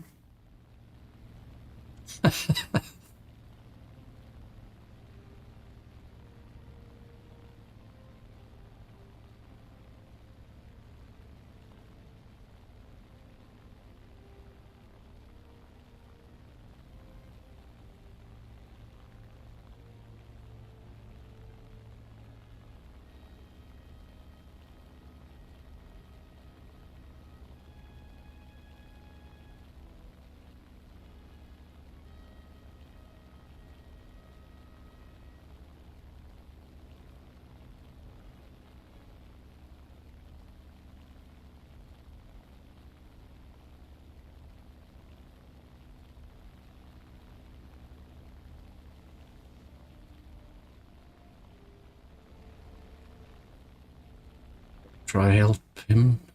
I managed to. If I even managed to do anything helpful. Maybe. Oh, he was killed. Never mind.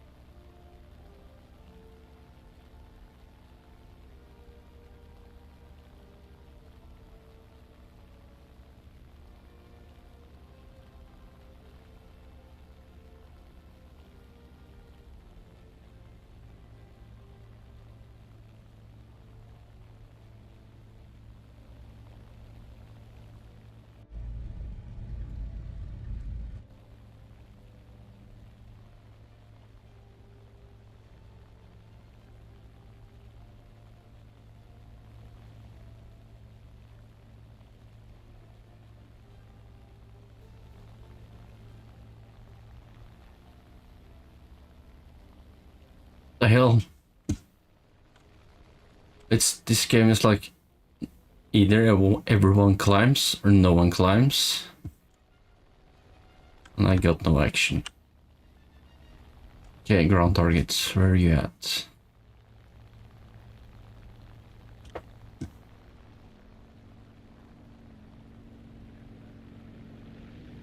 Oh, it wasn't a bomber, it was a fighter. What? A fighter that could spawn in the air? Like the Wyvern?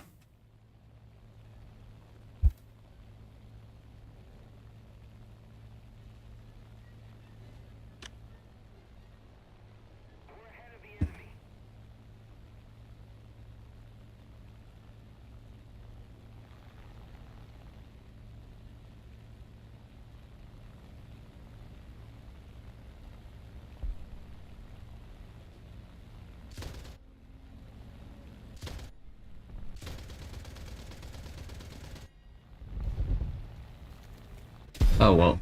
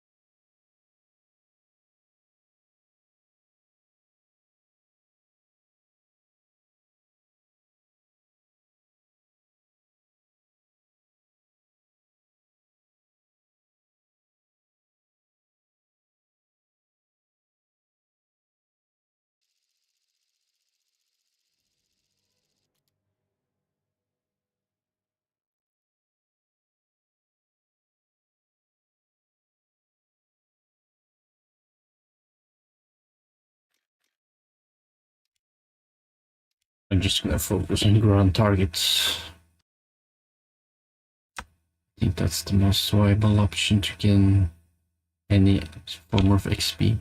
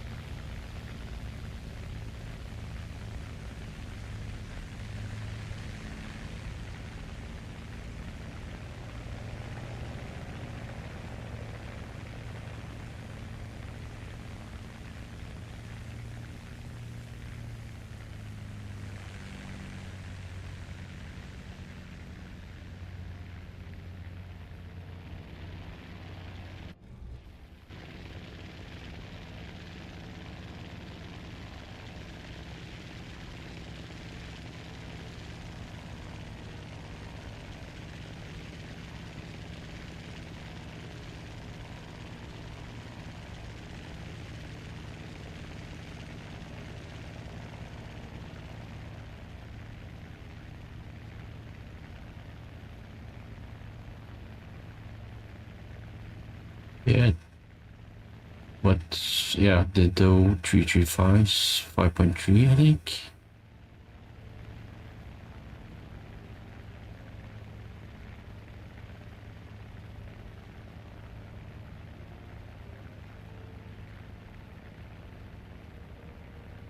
Ah, oh, we have the Wyvern on our team. Nice.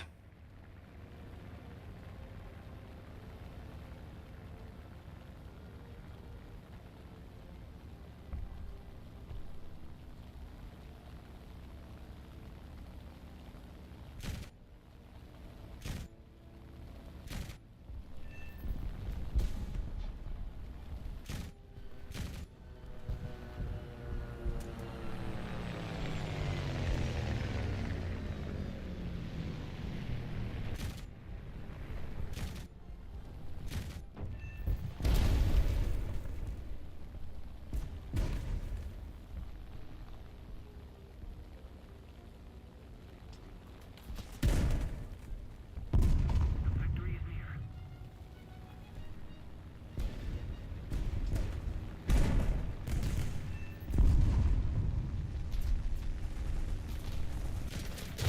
Shit. Of course you had to ruin my fun.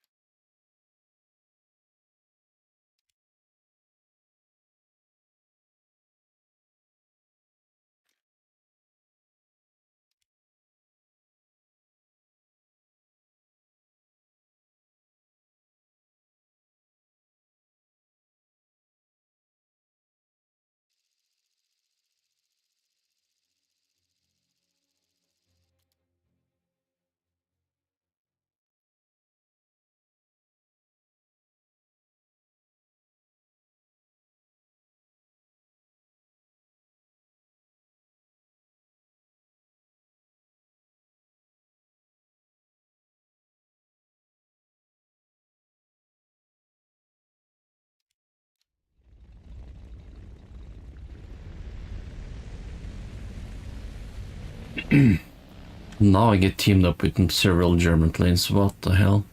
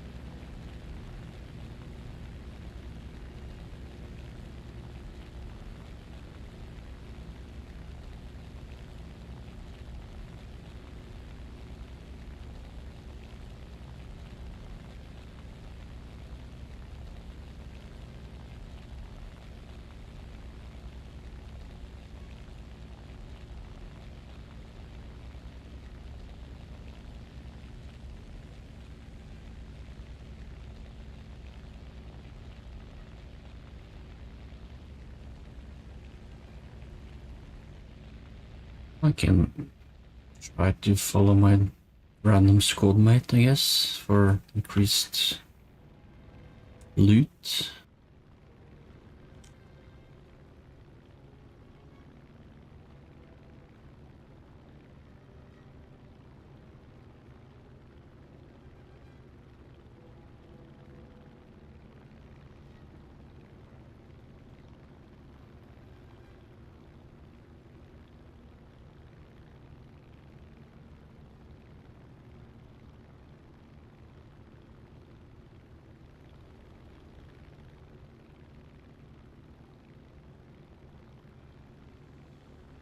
Destroy the target!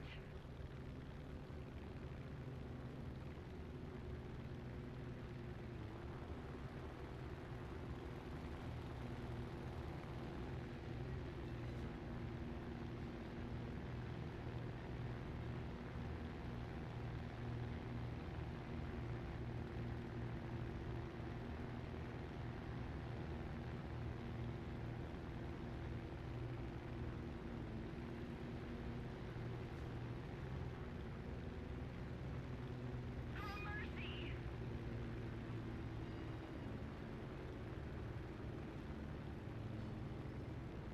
Somebody attack him!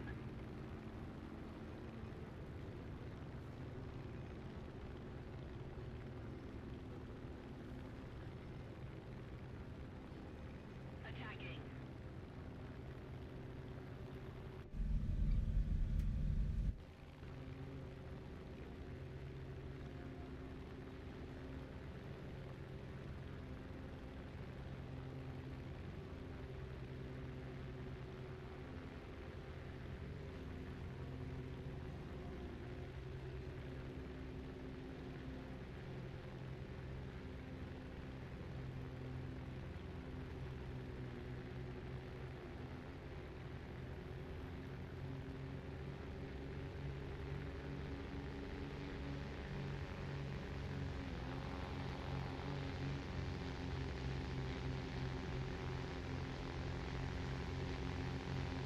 Was there some nasty planes to face head on with their cannons?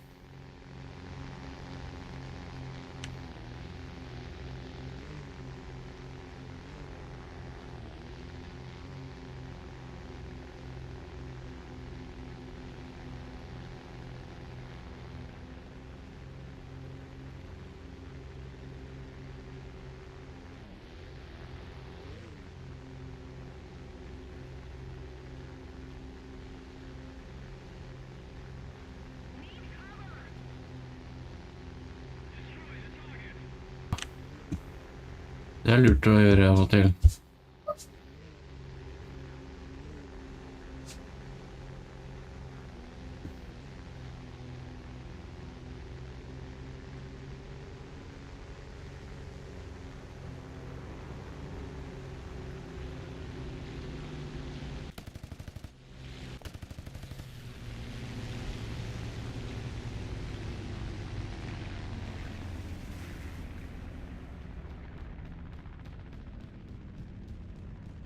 Thank you very much.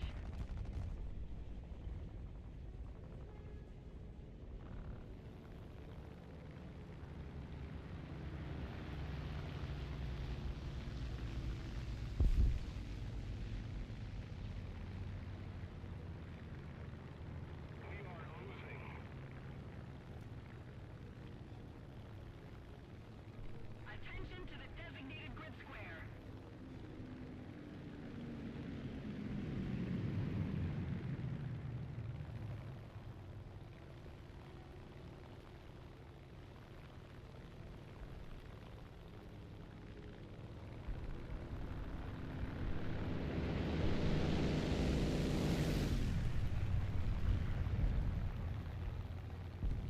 Ja, 100%.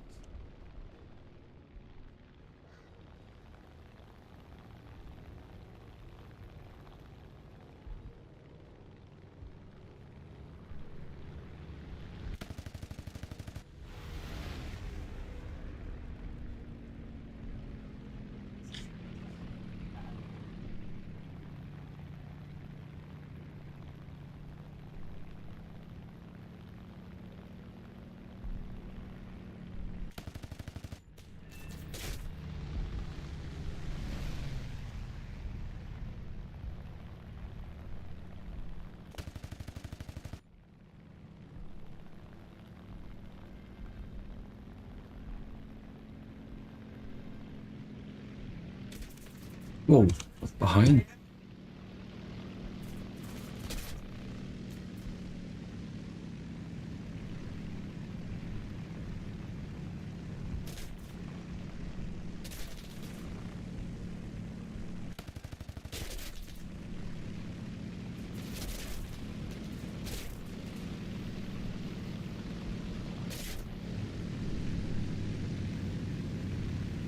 It's control of the airplane.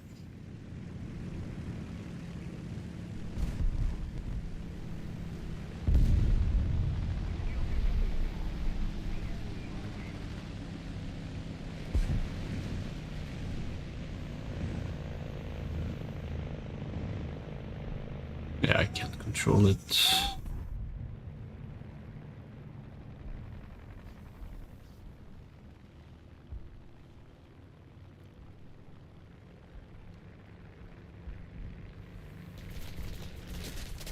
No.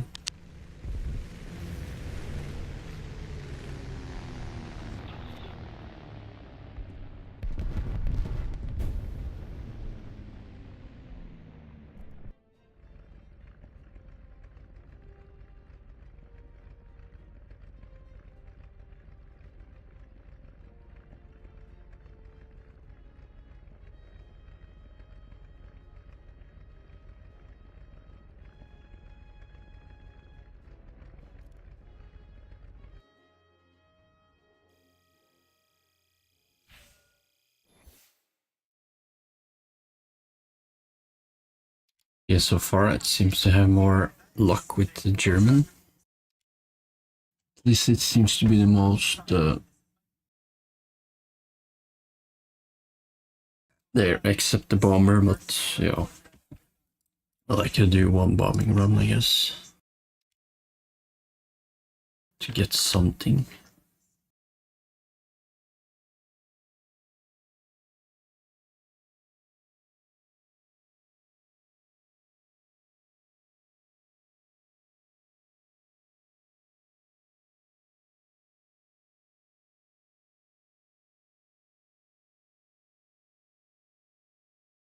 And I'm gonna start from the ground, so can hopefully get an escort.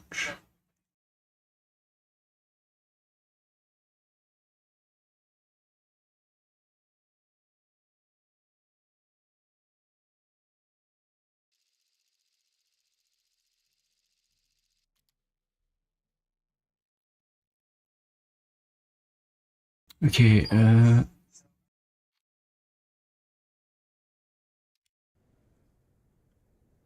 gonna guess at least one person like, hey, why did you start in the ground?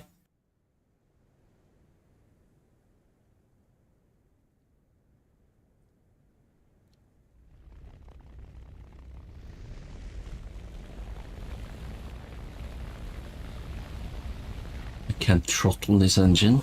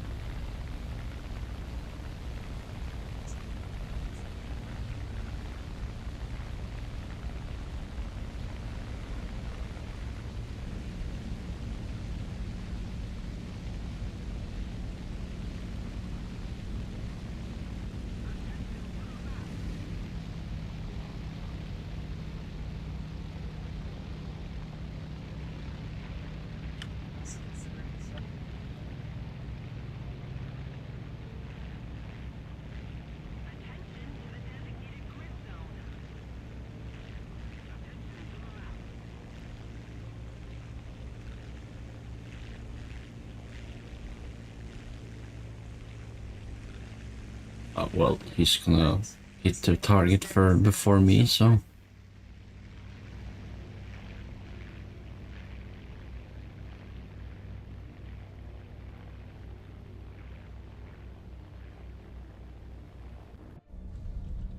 Great, we're facing the Wyvern. Ah, that thing is like a jet.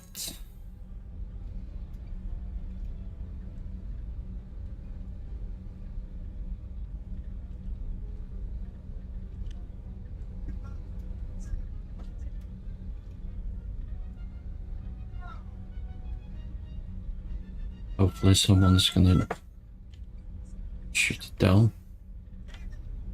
Really? He's coming here? What the hell? It's gonna pick me off, I guess.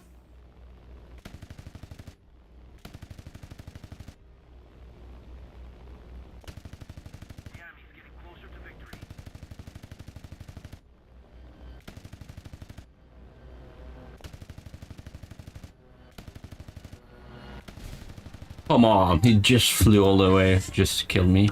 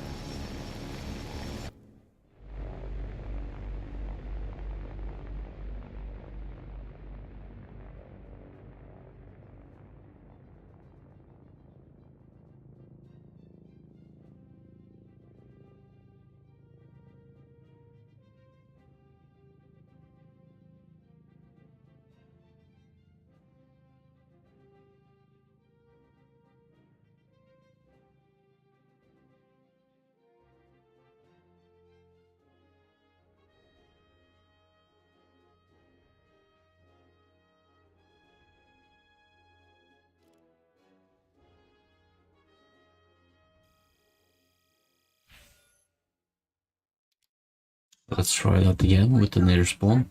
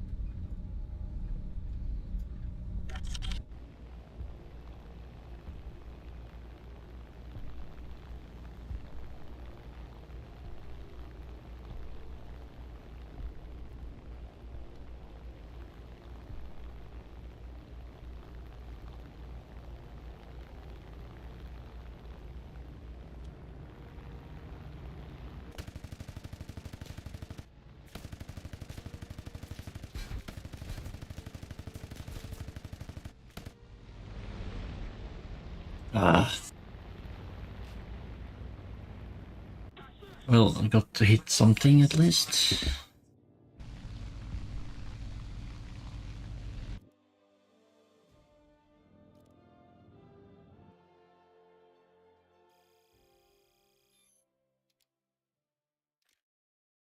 I'm gonna need a break from air.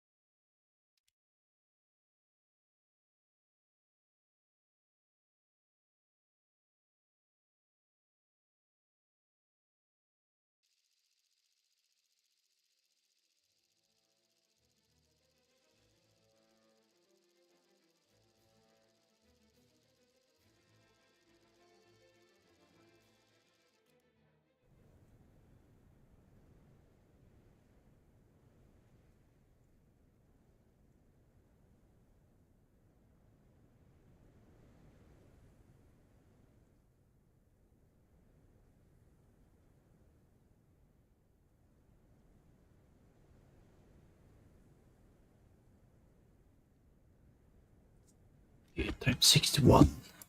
Let's go. 準備しろ操縦手準備完了コーチ準備完了装填手準備完了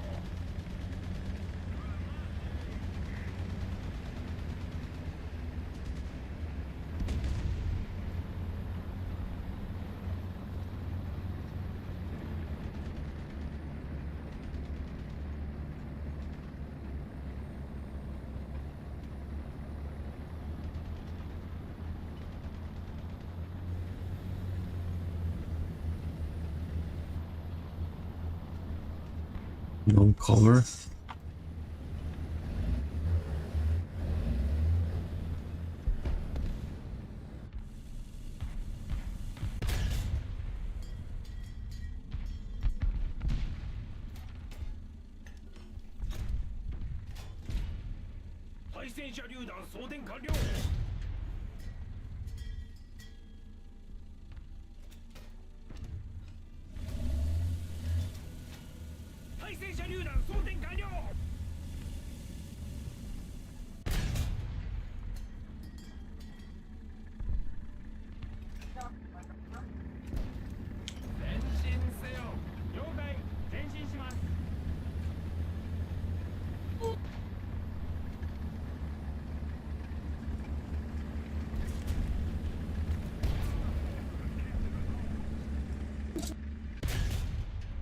Shit. That's the tree.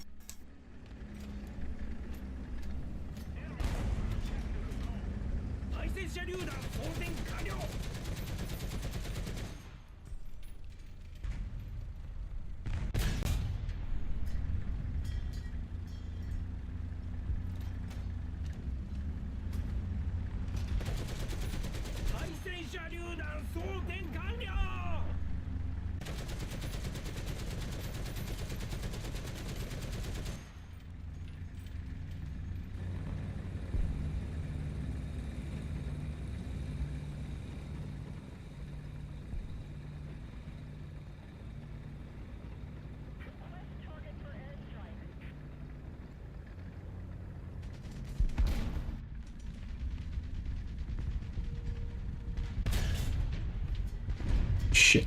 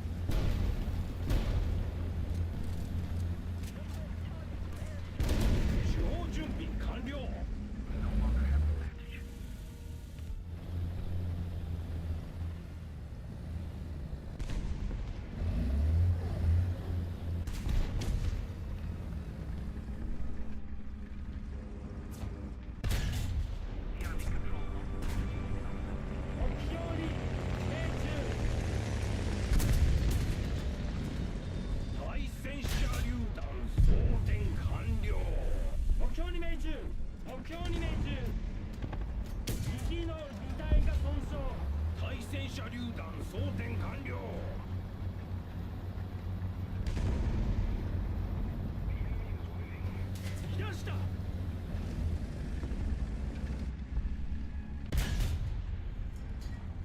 返事。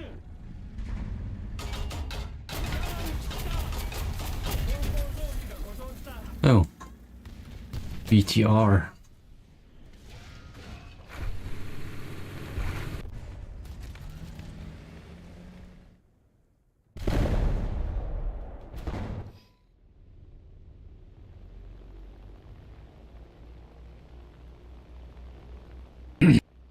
If the BTR sees me now, I'm dead in a second.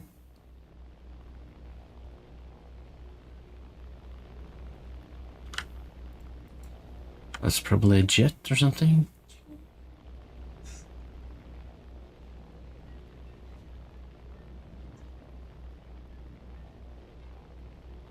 Attack the B point.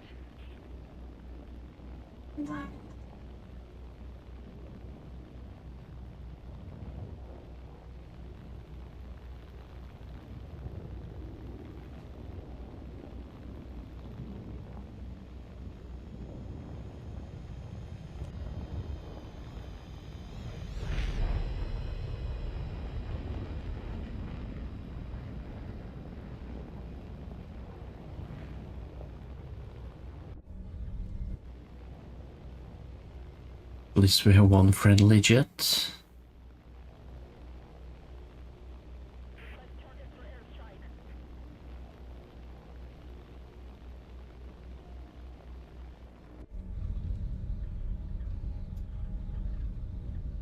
Probably will have one chance before I'm annihilated.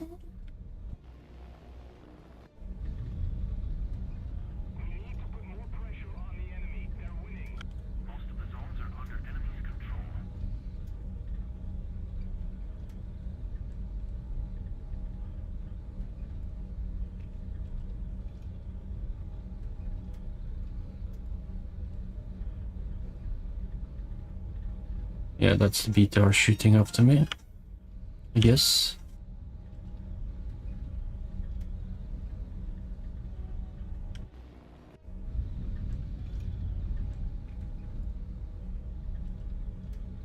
Oh shit, I forgot to open the fucking...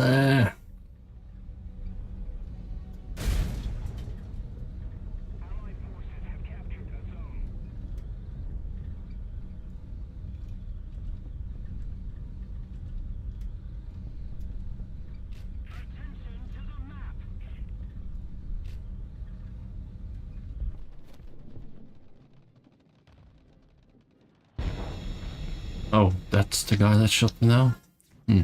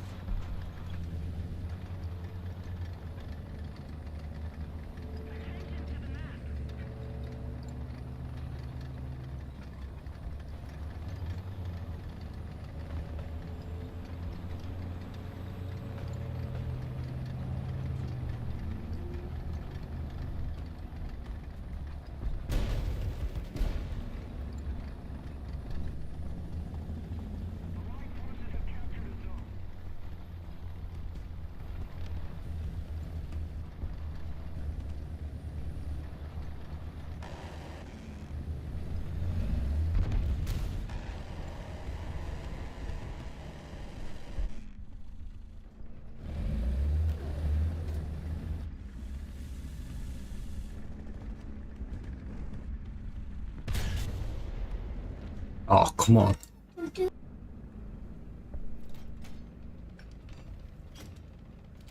せよ。了解。前進します。油断した。損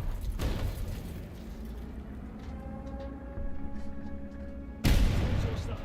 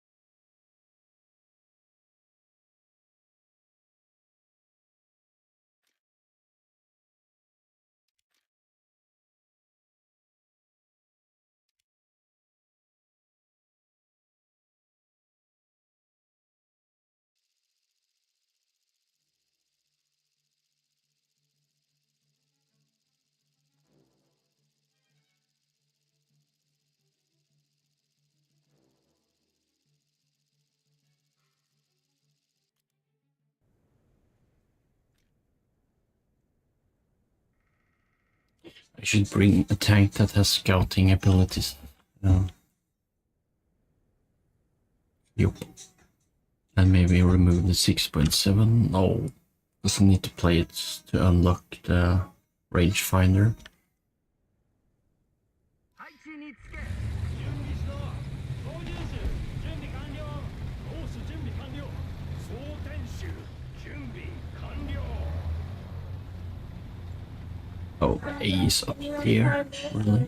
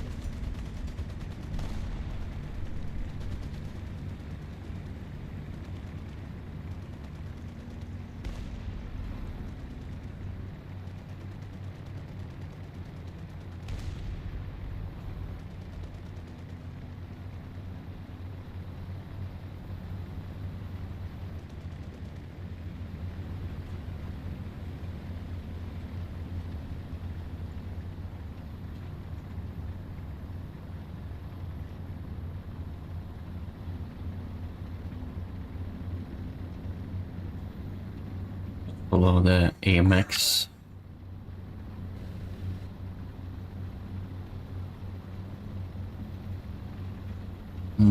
Or maybe not go much further than here because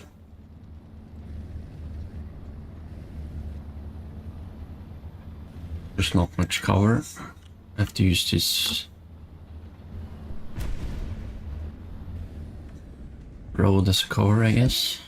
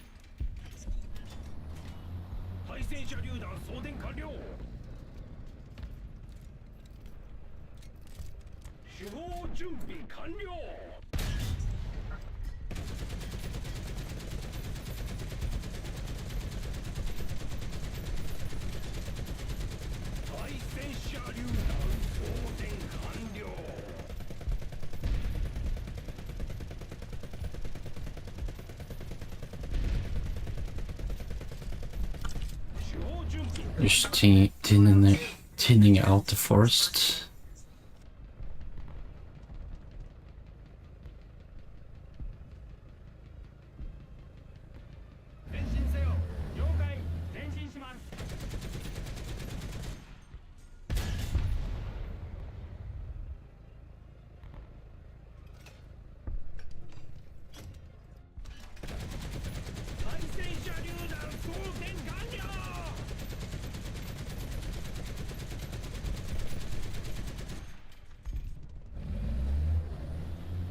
Well, I hit something. 司法準備完了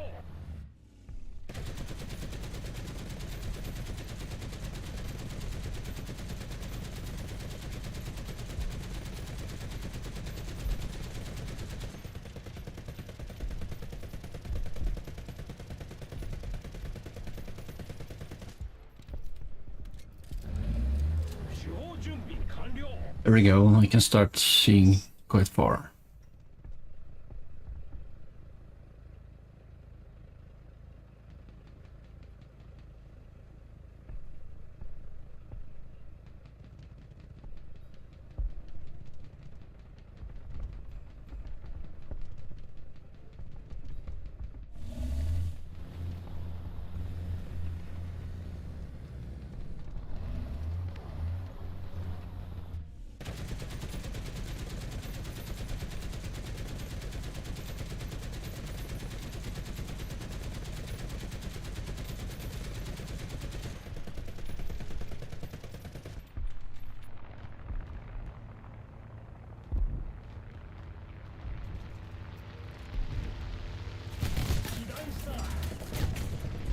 Oh, I don't have more machine gun. Oops.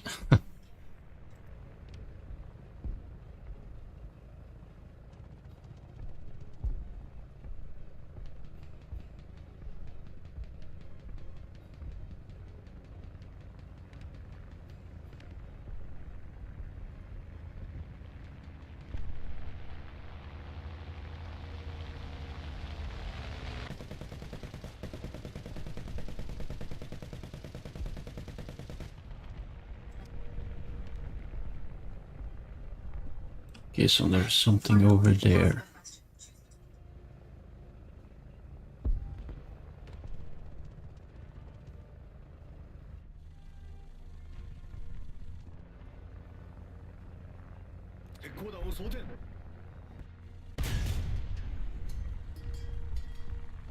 Considering there's so many trees, I can't use a heat FS round because it's gonna explode just hitting a bush, which is stupid. I think.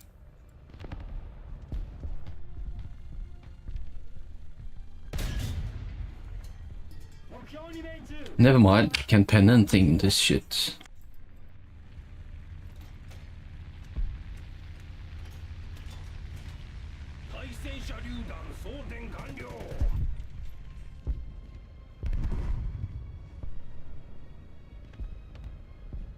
IS-3?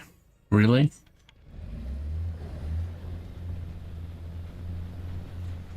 I guess I have to engage.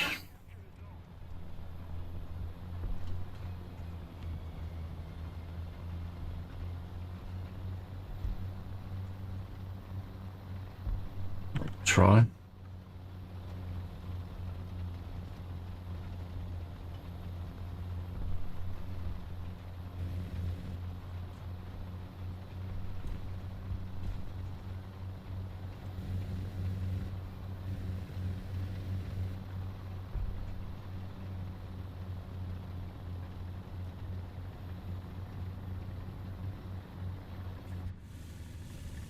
Ah, shit, of course.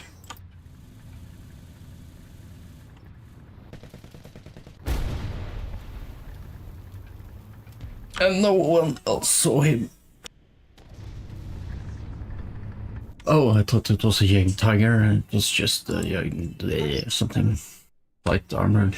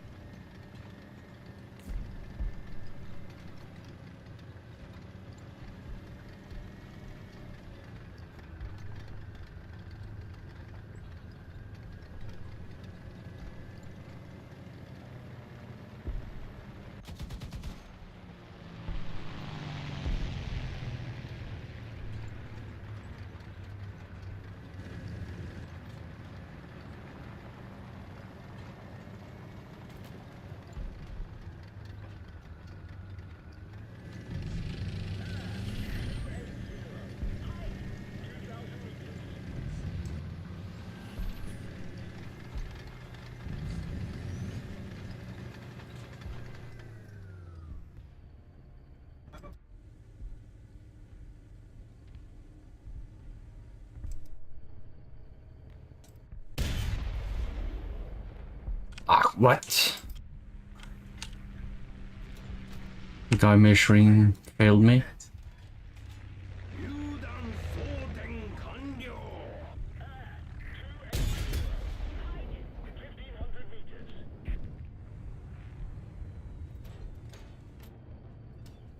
Uh-oh. 榴弾装填完了命中 Oh, I only hit his machine gun. 榴弾装填完了 There we go. 目標に命中 He graciously showed me his side. 榴弾装填完了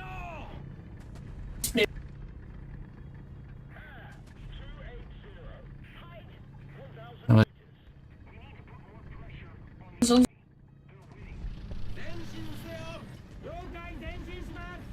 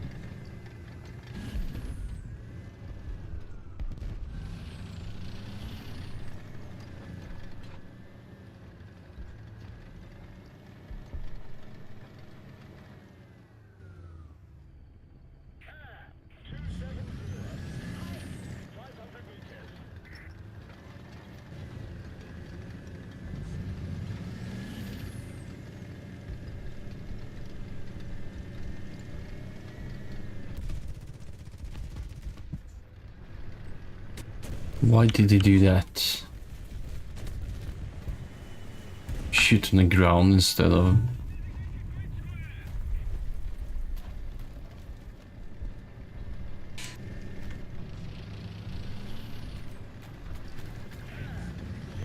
Oh.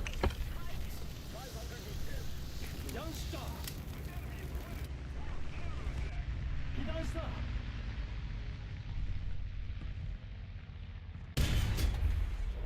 目標に命中目標に命中 I just killed PLC?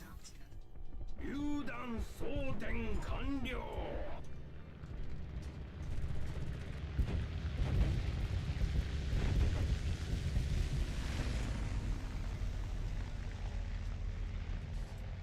I'm happy the engine soaked the shell.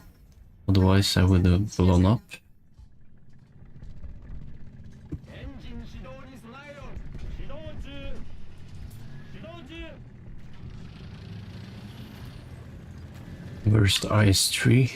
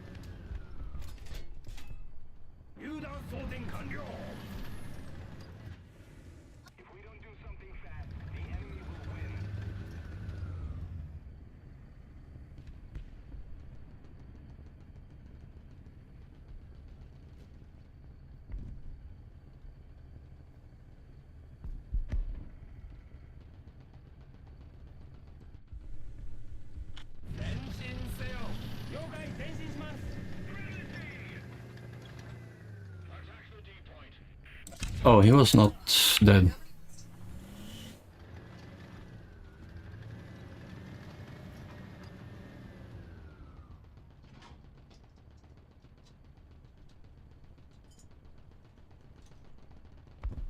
Yeah, we lost.